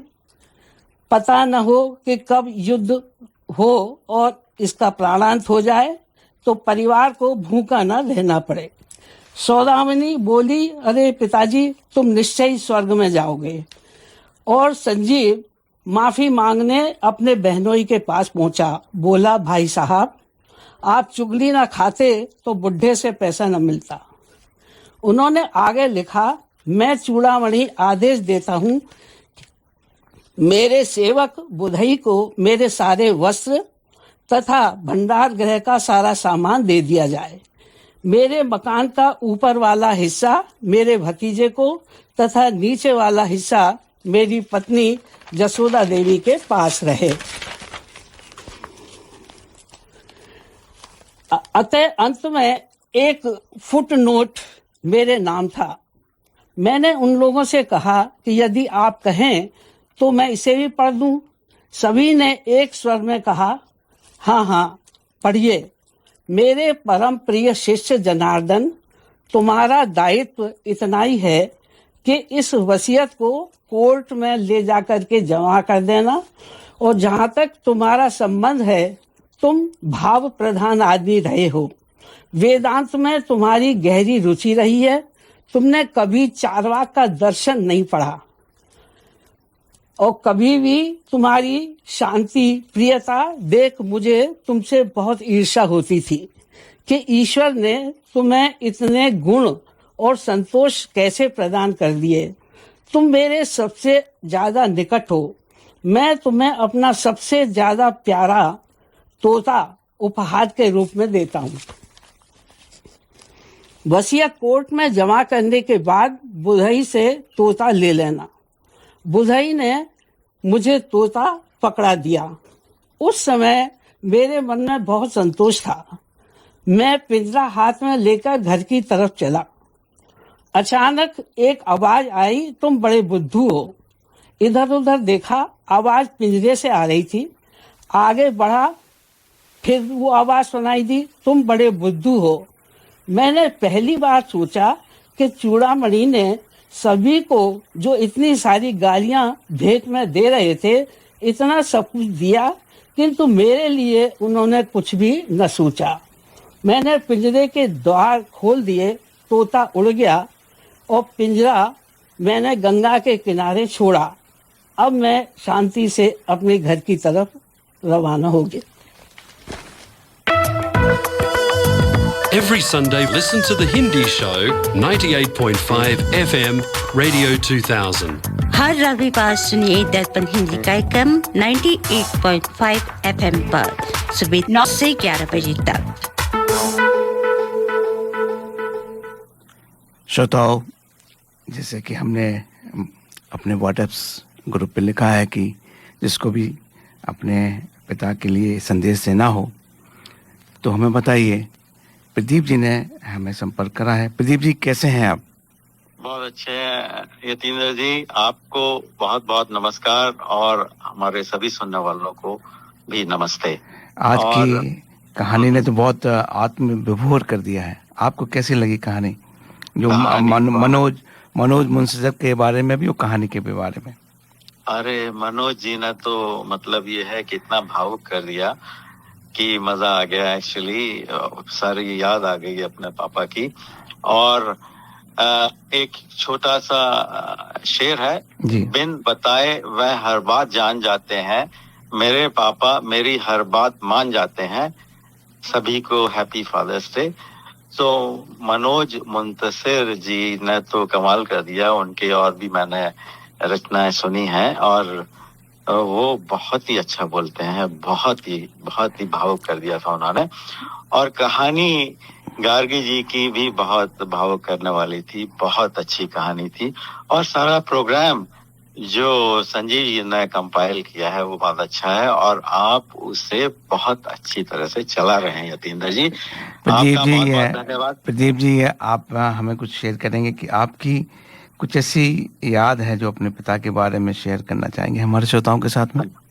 बिल्कुल बिल्कुल यतीन्द्र जी, हम लोग 6 भाई बहन थे। हमारे मम्मी पापा 8 लोग थे। बहुत हंगामा रहता था घर में। मेरा चौथा नंबर था बच्चों में। और हमारे जो पापा थे बहुत स्नेह से हम सबका ध्यान रखते थे।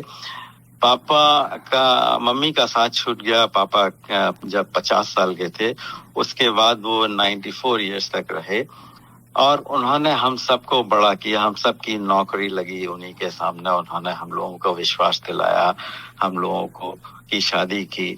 उसके बाद 94 साल की एज में वो चले गए हमें छोड़कर। और मैं एक बात सबको बता देना चाहता हूँ, श्रोताओं को जिनके पापा अभी हैं, तो ये ऐसा समय होता है जब पापा चले जाते हैं ना, तो ऐसा लगता है कि कुछ बहुत बड़ी चीज चली गई।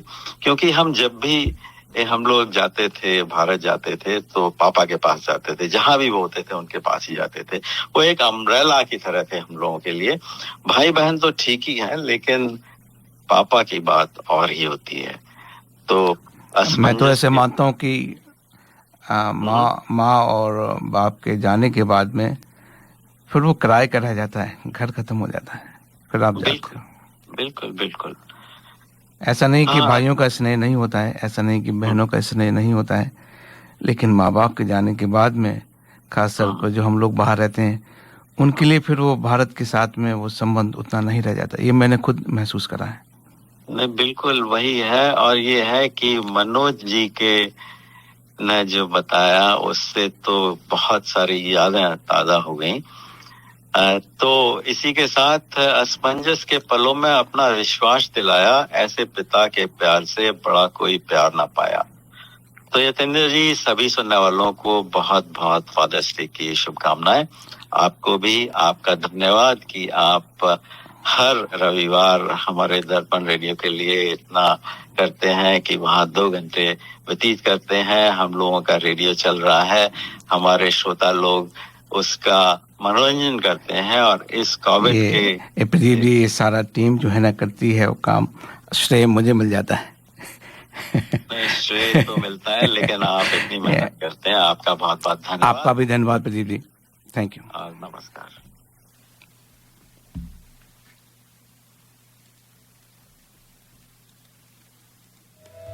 Work, home, kids. Oh, life is so busy. Where is the time to cook? With Curry Master's complete curry mix, it's ready to cook with 3 simple steps and the curry is ready. It's so easy. They have huge variety to choose from. Their vegan butter chicken and Thai tofu curry is a big hit. Available at all Indian grocery stores. Thank God it's available at all Indian grocery stores.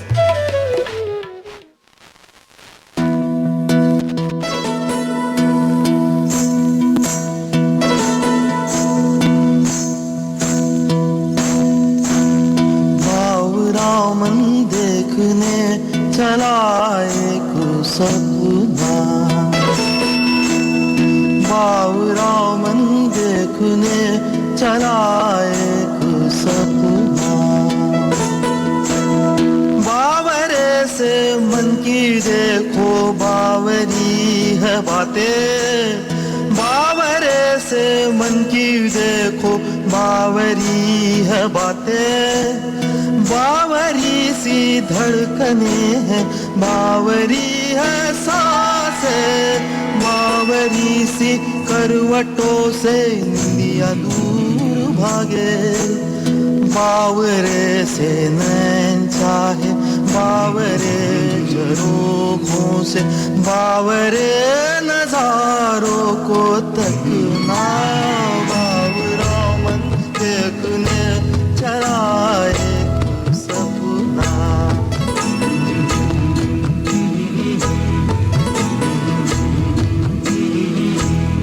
बावरे से इस जहां में बावरा एक साथ हो इस सयानी भीड़ में बस हाथों में तेरा हाथ हो बावरी सी धुन हो कोई बावरा एक राग हो ओ बावरी सी धुन हो कोई बावरा एक राग हो बावरे से पैर चाहे बावरे तरानों के बावरे से बोल पे थिरकना बावरा मन देखने चला एक सपना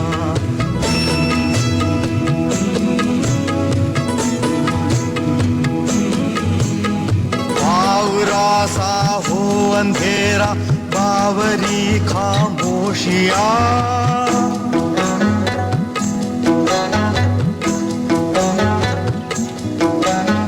बावरा सा हो अंधेरा बावरी खामोशियाँ थरथराती लोह मध्यम बावरी मदहोशियाँ बावरा एक घूंघटा चाहे हौले हौले बताए बावरा एक घूंघटा चाहे हौले हौले बिन बताए बावरे से मुखड़े से सरकना बावरा मन देखने चला एक सपना बावरा मन देखने चला एक सपना बावरा मन देखने चला एक सपना बावरा मन देखने चला एक सपना।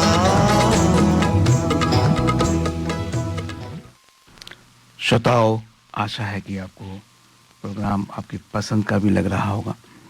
हम कोशिश करते हैं, हमारा पूरा टीम कोशिश करती है कि आपके लिए नई नई अनुभव लेके आए प्रोग्राम के साथ में।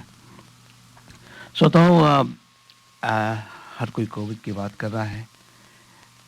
मैं समझता हूँ कि कोविड एक अपॉर्चुनिटी भी लेके आया है। अलग अलग देश अपनी अपनी क्षमताओं को प्रदर्शित भी कर रहे हैं। मुझे बड़ा आश्चर्य हुआ देख के कि भारत में 700 मिलियन लोगों को टीकाकरण हो चुका है। 700 मिलियन। हमारे ऑस्ट्रेलिया की पॉपुलेशन 25 मिलियन है। मैं तो समझ नहीं पाया कि कैसे इतना संभव हो रहा है, लेकिन जब मैंने और पढ़ा तो वहाँ पे 1-1.5 मिलियन डेली हो रहा है टीकाकरण। और उसके बावजूद भी भारत में 20 % जीडीपी का ग्रोथ हुआ है जून क्वार्टर में। फिर वही बात आती है कि कैसे यहाँ पे तो कहीं ना कहीं हर देश अपने अपने लेवल पे कुछ ऐसा कर रहा है कि कोविड से भी अपने देश को बना रहा है, अपने देश की मैन्युफैक्चरिंग सिस्टम को भी बना रहा है। मैं समझता हूँ कि ऑस्ट्रेलिया की सरकार भी कुछ इस हिसाब में करेगी जहाँ पे हम भी आत्मनिर्भर बने और अपनी ग्रोथ हो। सबसे बड़ा खतरा जो अब आने वाला है वो इन्फ्लेशन का है। आशा है कि हमारी सरकार इस पे भी ध्यान देगी। हर चीज़ की कॉस्ट बढ़ेगी। उसका कारण है कि सप्लाई चेन का टूट जाना। लगभग कोई भी सामान समय पर नहीं आ पा रहा है। जो कंस्ट्रक्शन की कॉस्ट है वो भी बढ़ रही हैं, लेकिन इससे घबराने की तो ज़रूरत नहीं है। इससे अपॉर्चुनिटी आएगी कि हम ऑस्ट्रेलिया में ही काफ़ी मैन्युफैक्चरिंग को निर्माण कर सकते हैं। ऑस्ट्रेलिया की सरकार काफ़ी इंसेंटिव दे रही है मैन्युफैक्चरिंग के लिए। अगर आप गूगल करेंगे उसकी बहुत अच्छी जानकारी मिलेगी। काफ़ी लोन भी ऐसे मिल रहे हैं जिससे आप बहुत ही अच्छे बिजनेस प्लान के साथ में काम कर सकते हैं। आशा है कि हमारे श्रोता इन सब सुविधाओं का फ़ायदा उठाएंगे। मेरा एक और मानना है कि मिड ऑफ अक्टूबर में, ये मेरा पर्सनल मानना है कि मिड अक्टूबर तक सारे के सारे राज्य अपनी जो बॉर्डर है वो खोल देंगे, क्योंकि तब तक लगभग 75 या 80% वैक्सीनेशन हो चुका होगा। अब जो लोग बचेंगे वो अपने रहमो करम पे ही होंगे। ऑस्ट्रेलिया लगभग 2 भागों में विभाजित हो ही जाएगा। कारण यह है कि जो लोग वैक्सीनेशन नहीं कराएंगे उनको फिर कई चीज़ों से वंचित होना पड़ेगा, जैसे कि एयरपोर्ट पे ना जा पाना, शॉपिंग मॉल में ना जा पाना, रेस्टोरेंट में ना जा पाना, या हो सकता है पब्लिक ट्रांसपोर्ट में भी ना जा पाना। और जो लोगों ने टीकाकरण करा लिया है वो शायद इन सब सुविधाओं के हकदार होंगे। हम दर्पण परिवार की तरफ से भी सब लोगों से अनुरोध करते हैं कि अपने डॉक्टर की सलाह लें और टीकाकरण के बारे में जरूर सोचें।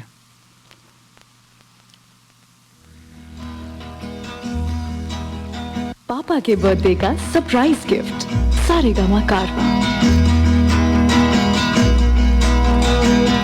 कहाँ तक ये मन को अंधेरे चलेंगे, उदासी भरे दिन कभी तो ढलेंगे। कहाँ तक ये मन को अंधेरे चलेंगे, उदासी भरे दिन कभी तो ढलेंगे।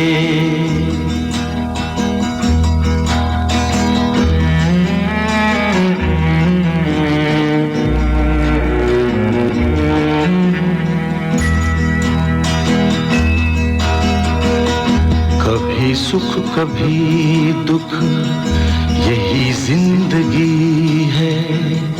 ये पतझड़ का मौसम घड़ी दो घड़ी है। ये पतझड़ का मौसम घड़ी दो घड़ी है। नए फूल कल फिर डगर में खिलेंगे, उदासी भरे दिन कभी तो ढलेंगे।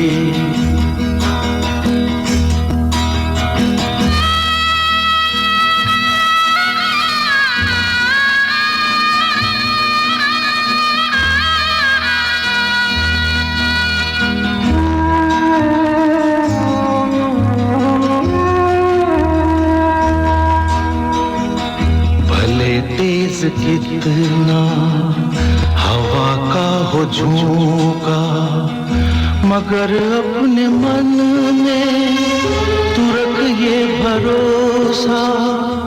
मगर अपने मन में तू रख ये भरोसा। जो बिछड़े सफर में तुझे फिर मिलेंगे, उदासी भरे दिन कभी तो ढलेंगे।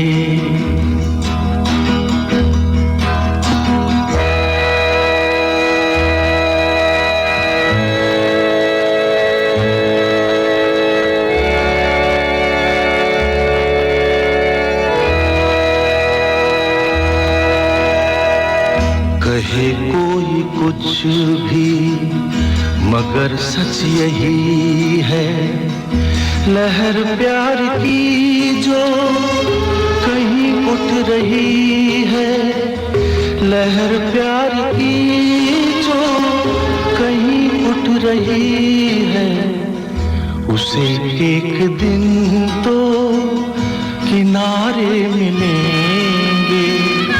उदासी भरे दिन कभी तो ढलेंगे। कहाँ तक ये मन को अंधेरे चलेंगे, उदासी भरे दिन कभी तो ढलेंगे। श्रोताओं, कार्यक्रम कैसा लग रहा है? हमारे साथ श्रोताओं सुधीर रैना जी हैं। सुधीर जी नमस्कार। नमस्कार Nitin ji, thank you so much. कार्यक्रम कैसा लग रहा है आपको? बहुत सुंदर, बहुत सुंदर। हर लेवल पे प्रेजेंटेशन, कंटेंट और आपने जो सिलेक्शन किया है सब्जेक्ट का और कितना रेलेवेंट है आज के दिन के लिए और सब कुछ कवर कर लिया है। मेरे कॉम्प्लीमेंट्स आपको, बहुत बहुत अच्छे। Thank you. आप अपने पिता के लिए कुछ कहना चाहेंगे? कैसे आपको याद आ रहे हैं अपने पापा? मेरे को जो सबने मैसेज दिए वो तो खबर रेलेवेंट है ही साहब, लेकिन मेरे को जो अपने फादर का एडवाइस था, जो बड़ा वो एश्योर्ड सा सिस्टम था, सपोर्ट उनका, सब्जेक्ट कोई भी हो, किसी चीज के लिए भी जरूरत पड़े फोन उठाया या फेस टू फेस जब भी मौका मिला, वो एडवाइस और कितनी सटीक रहती थी और कितनी how often that used to give you that support, वो मैं मिस करता हूँ साहब। उनकी सेंस ऑफ ह्यूमर इतनी जबरदस्त कि मोस्ट डिप्रेस्ड स्टेट को भी वापस लाइफ में ले आना, वो अनकंडीशनल लव, वो एश्योर्ड सपोर्ट की। मेरे अभी मुंतशिर साहब ने कहा कि आप रहना, वो तब तक जब तक मेरी नजर देखे, वो तो बिल्कुल कनेक्ट कर गया साहब, बिल्कुल सही हिट हो गया टारगेट पे। तो ये मेरा मैसेज है, मेरा फीलिंग है। सबके पेरेंट्स के लिए अपने अलग अलग फीलिंग्स होते हैं। मतलब what I miss about him is that unconditional जो सोर्स ऑफ एडवाइस था, वो मिस करता हूँ साहब। Thank you so much for the opportunity. Sudhir ji, आप कश्मीर से भी हैं। अभी 5 अगस्त निकली है। अब लगता है 15 अगस्त और 5 अगस्त, मुझे तो लगता है कि चुनाव करना पड़ेगा कि कौन वाकई में स्वतंत्रता की बात रही है। आप क्या देखते हैं कि इन 2 सालों में क्या हुआ कश्मीर में? कुछ लगता है कि ऐसा है जो चिन्हित करा जा सकता है कि हाँ ऐसा है, कुछ बदला है? बिल्कुल बिल्कुल बिल्कुल। मैं ये बात तो है क्योंकि मैं इस पे, मेरा ताल्लुक कश्मीर से है। मैं वहीं पैदा हुआ, वहीं बड़ा हुआ एंड 19 जनवरी 91 को वहां से निकला। उसके बाद एक ही बार जाना हुआ है, लेकिन मेरा कनेक्शन बिल्कुल है जिस भी मीडियम से हो पाता है, सोशल मीडिया से होता है, इंटरनेट से होता है, एंड कनेक्शन वैसे भी जो इंटरेस्ट है रखना है वहाँ के लिए, क्योंकि मेरी पैदाइश की जगह है। तो जरूर बदलाव तो हुआ है, उसमें कोई शक नहीं है। और मैं ये आपको कुछ डिफरेंट पॉइंट्स पे रिसेंटली वो मेरे को पिक्चर्स आई जो शेयर की थी ग्रुप्स में, डिफरेंट ग्रुप्स में, जन्माष्टमी सेलिब्रेशन की। हाँ, वो बहुत ही मैं तो पहले तो मुझे शक हुआ कि ये वाकई में कश्मीर की है क्या। मुझे भी बिल्कुल शक हुआ 2 सेकंड के लिए। तो मुझे प्लेजेंट सरप्राइज था कि मुझे ये नहीं कनेक्ट हुआ कि ये वाकई श्रीनगर से हैं, क्योंकि दिमाग में मैं सोच रहा था कहीं और की हैं, मतलब it is not exactly Srinagar या इवन कश्मीर है। तो फिर मैंने एक्चुअली सचमुच उसको ब्रॉड करके इधर उधर की लोकेशंस देखी और सचमुच दिखा के लाल चौक है, और फिर शाम तक वो इधर उधर से भी आने लगी और डिफरेंट एंगल से पिक्चर्स आने लगी, तो वाकई लगा कि ये हो रहा है। तो उसमें दो चीज देखने की है साहब। एक तो ये है कि जो खुलेपन से openly without any fear of reprisal, fear of security, और जो इनसिक्योरिटी के बगैर जो लग रहा था कि उनके जो भी वहां पे कर रहे थे, जो उसमें शामिल थे, उनकी जो लग रहा था कि ये सेलिब्रेट कर रहे हैं, वाकई दिल से कर रहे हैं। ऐसा एक चीज तो ये होती है कि 4 आदमी 4 सिक्योरिटी गार्ड खड़े कर दिए, आप जाके खड़ा एक कर दिए, कुछ सिंबॉलिक कर दिए, वो अलग चीज होती है, उसको मैं कम नहीं मानता। लेकिन मैं ये चीज देखने में ये खुलेपन से हो रहा है। वो खुलापन जो ओपन जिसको बोलते हैं फ्री सांस लेना और फ्रीली अपने मन की बात करना। सुजीत जी अगर मैं एक बात और बोलूं कि जिस तरीके से पूरी दुनिया ने तालिबान का देखा है, सबके सामने आ गया है, अब सबको लग रहा है, कोई भी इवन जो ऑस्ट्रेलिया का भी मैं कहूँगा कि तालिबान आपके दरवाजे के बाहर खड़ा है। अब सबको लग रहा है कि अब वो फेंस पे नहीं बैठ सकते हैं, उनको अपनी पोजीशन लेनी पड़ेगी, उनको कहना पड़ेगा कि ये गलत है। आपको क्या लग रहा है कि इससे भी कश्मीर के लोगों को अब मालूम पड़ेगा कि जो कश्मीरी हिंदुओं के साथ में हुआ वो ऐसा ही था? बिल्कुल। आपको देखिए इसकी जो मैं बात कर रहा था, इसका कनेक्शन जो आपने अब बोला उससे भी है, प्लस जो अब चेंज आ रही है कश्मीर में, वो अल्टीमेटली ये फुल सर्कल बात आ रही है। देखिए जो आपने बात छेड़ी वो कहीं जाके टच करती है जस्टिस, लॉ एंड ऑर्डर से, और ओवरऑल जो सोसाइटल नॉर्म्स होते हैं उनको एडहर करने के लिए। वो चीज पहले नहीं थी।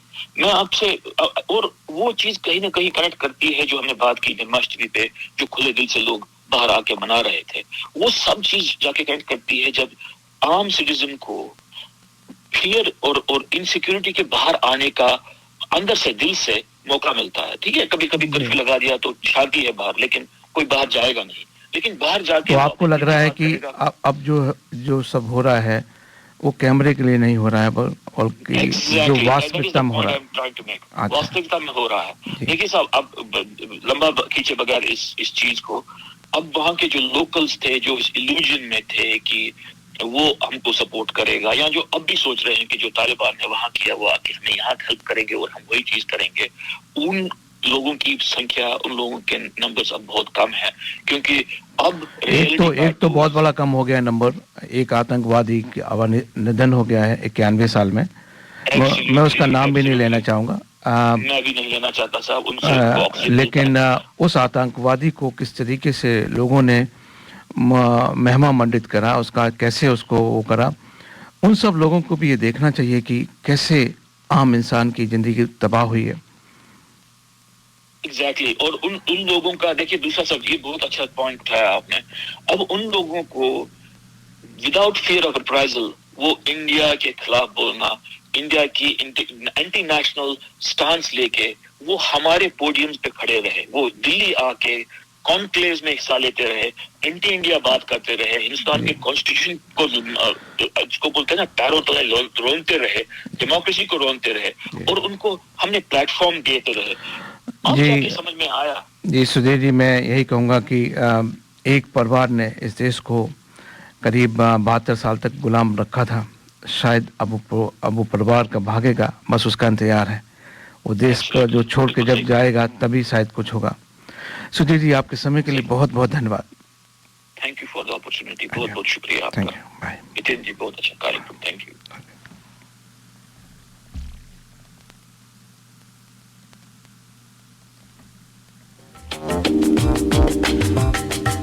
मैं करी masters the butter chicken packet Indian दुकान से लेके आया। ना मैं लहसुन, ना प्याज, ना अदरक, ना कोई मिर्च मसाला पाया। मैंने जब बनाकर अपनी पत्नी को खिलाया, उसने मुझे पति से पति देव बनाया और करी मास्टर्स के बारे में सारे शहर को बताया। जय हो करी मास्टर्स।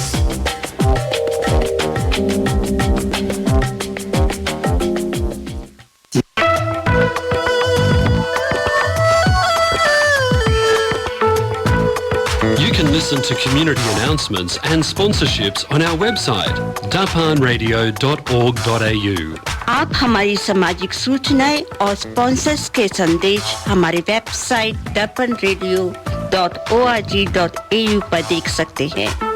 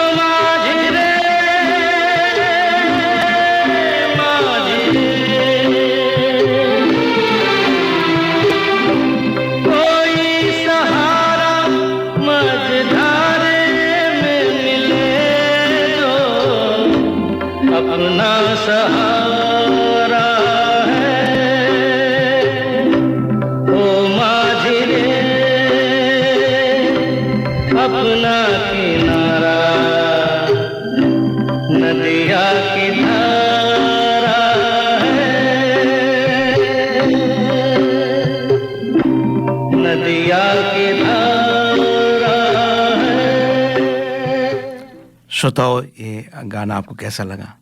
आशा है कि आपकी यादें ताज़ा हुई होंगी। संजीव जी ऐसे गाने लेके आते हैं कि किसी की भी यादें कभी भी वापस आ जाए और फिर उसी में खो जाए। उन्हीं यादों में हमारे प्रदीप उपाध्याय जी भी हैं। उपाध्याय जी नमस्कार। नमस्कार यतीन जी, और एक बार आपको पुनः बधाई, इतना सुंदर कार्यक्रम संचालन आप कर रहे हैं। बधाई तो संदीप जी को जानी चाहिए, लेकिन सबकी बधाइयाँ मैं ले रहा हूँ। उपाध्याय जी, आज पापा का दिन है, आप अपने पापा को कैसे याद करते हैं? बिल्कुल यतीन जी, एक्चुअली अब तो हम लोग उम्र के उस दौर में है कि वो पापा का दिन दो तरीके से हुआ करता है। अपने पिता के को याद करते हैं, दूसरी ओर हम लोगों के बच्चे भी अब इतने बड़े हो गए हैं कि वो भी फादर्स डे मनाते हैं, तो दोनों ओर से जो है वो। मैं एक बात कहूँ उपाध्याय जी, जाने क्या होता है कि जैसे ही पापा का होता है तो मैं बच्चा बन जाता हूँ, वो बड़ा हो ही नहीं पाता हूँ। बिल्कुल। और आज जो सवेरे इतना कार्यक्रम में इतना वो जो मनोज मुंतशिर जी का सुन रहे थे, जो पिताजी के बारे में बात कर रहे थे, तो सही बात है। और यकीन याद करिए, जब हम लोग छोटे थे तब तो फादर्स डे हुआ ही नहीं करता था। पता नहीं हम बैकवर्ड थे या क्या थे। बैकवर्ड नहीं, वो हर दिन ही पितृ दिवस होता था, हर दिन ही पैर छू के वहीं से शुरुआत होती थी। मुझे याद, हम स्कूल जाते थे तो पैर छू के जाते थे, तो उसके लिए अलग दिन मनाने का कोई औचित्य ही नहीं था। बिल्कुल सही बात है। और जब मैं अपने पिताजी के बारे में सोचता हूँ तो यही है कि वो हमेशा बिल्कुल एक अच्छी जीवन शैली के जो थे वो पक्षधर थे, और उसका सबूत भी उन्होंने दिया कि अपने जीवन में कभी उनको कोई एक जो क्रॉनिक डिजीज जो होती है कि कभी ब्लड प्रेशर या कुछ इस तरीके का नहीं हुआ, कभी हॉस्पिटलाइज नहीं हुए, और पूरा 91 ईयर्स की एज में उन्होंने अपना पूरा स्वस्थ रूप से अपना जीवन यापन किया। और हमेशा शिक्षा दिया करते थे कि सवेरे जल्दी उठने की, और वो उसके लिए हमेशा प्रोत्साहित करते थे कि अच्छा सवेरे उठ जाओगे तो मैं तुमको क्या जलेबी या कुछ इस तरीके की मिठाई जो सवेरे 6 बजे से पहले उठ जाएगा, इस तरीके का किया करते थे। और हमको उस समय बड़ा खराब लगता था। और बट मैं सोचता हूँ कि कितनी अच्छी वैल्यूज जो है वो उनकी कोशिश रहती थी, और कभी कोई अतिरिक्त दबाव नहीं देते थे कि तुमको ऐसा करना चाहिए वैसा नहीं करना चाहिए, और हमेशा प्रोत्साहन और यही चीजें रहती थी। तो काफी अच्छी चीजें हैं। जब पिता की बात आप करते हैं तो इन्हीं वैल्यूज को मैं अपने जीवन में अपने बच्चों के आगे रखने का प्रयास करता हूँ। फादर्स डे पर यही याद आता है। मैं तो ये मानता हूँ कि मेरे साथ तो ऐसा हुआ कि जिसको कहते हैं कि अनकंडीशनल होता था। जो भी मैं सीए कर रहा था और सीए बन भी चुका था, उनको ये नहीं मालूम था कि सीए का क्या मतलब है। वो सोचते थे कि शायद बीए के बाद में कुछ सीए होता था। इतना निर्मम था, इतना निश्चल उनका वो होता था। नहीं क्योंकि हमारे उसमें होता है कि भाई शादी हुई है ना, वो गुमान होता था और सब, लेकिन उनका इतना सादापन था। और एक दिन मेरे से पूछते हैं कि ये तुम क्या कर रहे हो, जरा बताओ, लड़की वाले आ रहे हैं, उनको क्या बताएं। उनको उतना मेरे पे वो नहीं था विश्वास के लायक ना, मैं थोड़ा शैतान किस्म का था। और इतना उनका निश्चल प्यार होता था कि कभी भी उन्होंने मुझे उनको मालूम पड़ गया था, जैसे मैं कुछ बगैर टिकट वगैरह चलता हूँ, तो फिर उन्होंने मुझे टिकट के अलग से पैसा देना शुरू करा। मैं बाहर पढ़ता था तो उन्होंने बोला था कि कभी किसी से उधार नहीं लेना। वो छोटी छोटी बातें हैं, उन्होंने मेरे जीवन के चरित्र को बनाया है, संवारा है, वो आज भी संवार रहे हैं। बिल्कुल यकीन जी, आप ये जो कहानी वो बीए और सीए वाली बता रहे हैं, मुझे अपनी भी कहानी लगती है। मेरे पिताजी भी बिल्कुल ऐसे ही थे। उनको बस ये मालूम था कि ये इंजीनियरिंग पढ़ रहा है कहीं पे, और वो क्या है उसके आगे क्या किस तरीके से करना है क्या है। मैंने जब पहली नौकरी की तो उनके पब्लिक सेक्टर में मुझको जॉब मिला था, तो उन्होंने पूछा कि अच्छा तुमको नौकरी मिल गई, तो बोले क्या, इस समय स्केल वाला पूछा गया करने कौन सा स्केल है। मैंने बताया कि कुछ वो 700 से 1100 जो भी उस दौर में हुआ करता था। बोले अरे ये तो क्लास 1 का स्केल हुआ करता है, तुमको इसमें जॉब मिला है। मैंने कहा तो उनको बड़ा आश्चर्य सा हुआ कि मतलब ये इस लायक भी है। तो मतलब ये उनकी सरलता ही मैं मानता हूँ। मैं इस चीज को कभी नहीं भूलूंगा कि मैं ऑस्ट्रेलिया में आने के बाद भी जब मैं उनसे मिला तो उस समय भी उन्होंने मुझे हाथ में पैसे दिए, मैं कभी भूल नहीं सकता हूँ। लेने की तो बात छोड़ ही दो, मतलब हमेशा देने का कि भाई ठीक है ना मेरा बेटा, वो वाली बात थी। प्रदीप जी, आपसे बात करके बहुत अच्छा लगा। आशा है कि आज आपका दिन बहुत अच्छा रहेगा।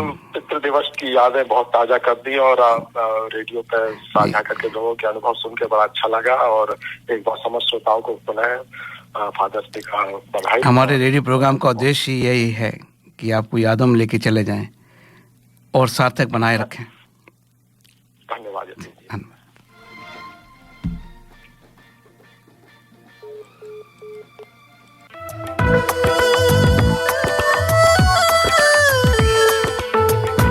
Contact The Hindi Show for sponsorship and phone 0413 385 976.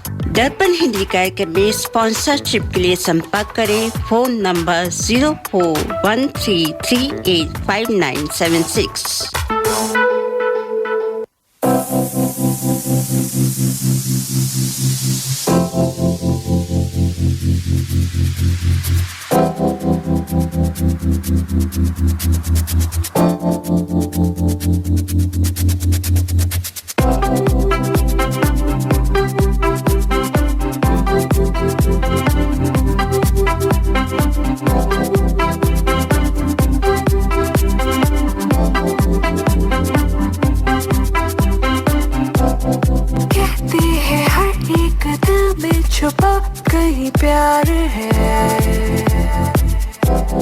बस पहचाने जो कोई ना जाने किस पल कहाँ कैसे खोता करार है लेना लग जाए जो कहीं नजदीकियों का पता है दूरियां दे गई पर मैनू जाने नहीं।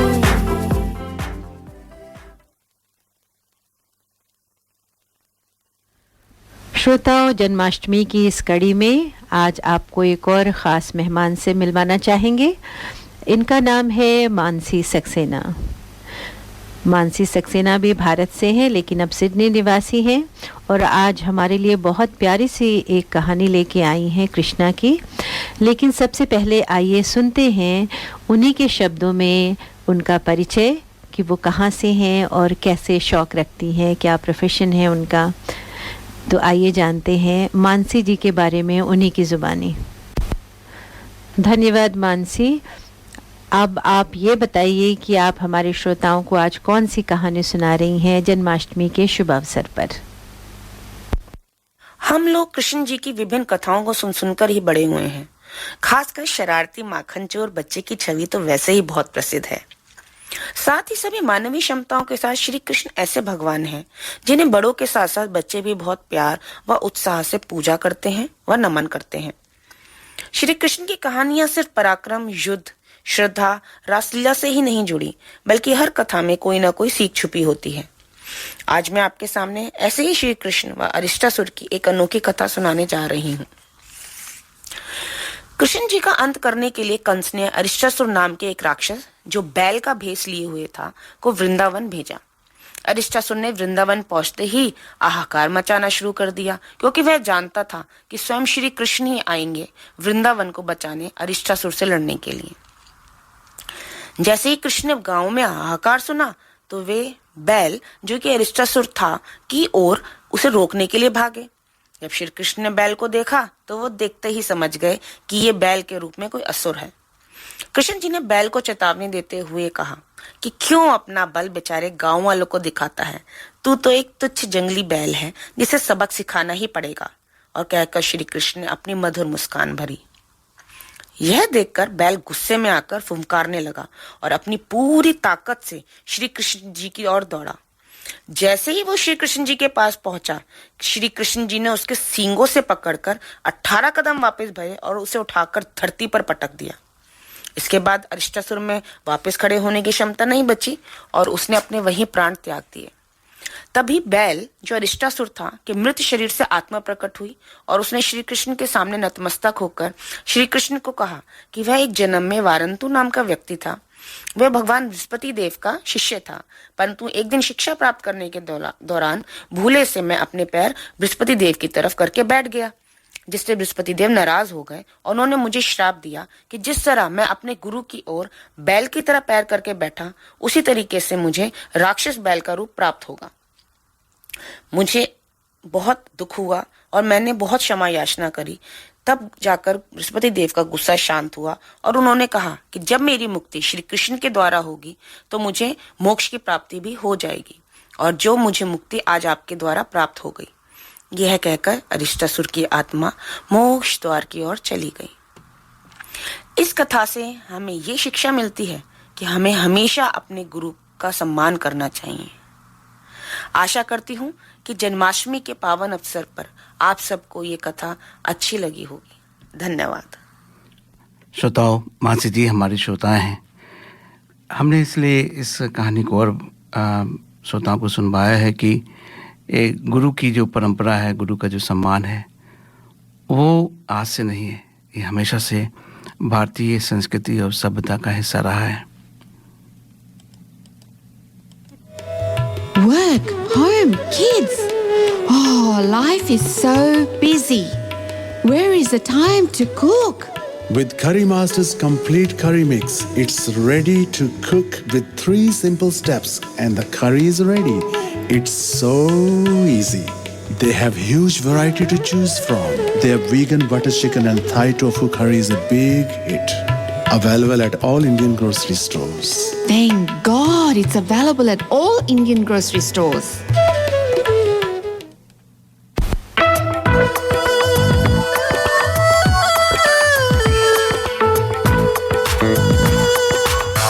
You have been listening to The Hindi Show.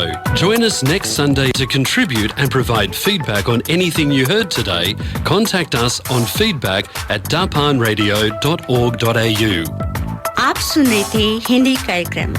हमें हर रविवार सुनिए सुबह 9 बजे से। अपने विचार भेजिए आज के कार्यक्रम के बारे में। ईमेल कीजिए feedback@darpanradio.org.au। श्रोताओं, आज का समय खाना खाएं, अन्य सबका सही बात आती है। तब तक के लिए आप अपना वैक्सीनेशन जरूर कराइए। मैंने भी अपना वैक्सीनेशन करा लिया, 1 डोज हो गई है।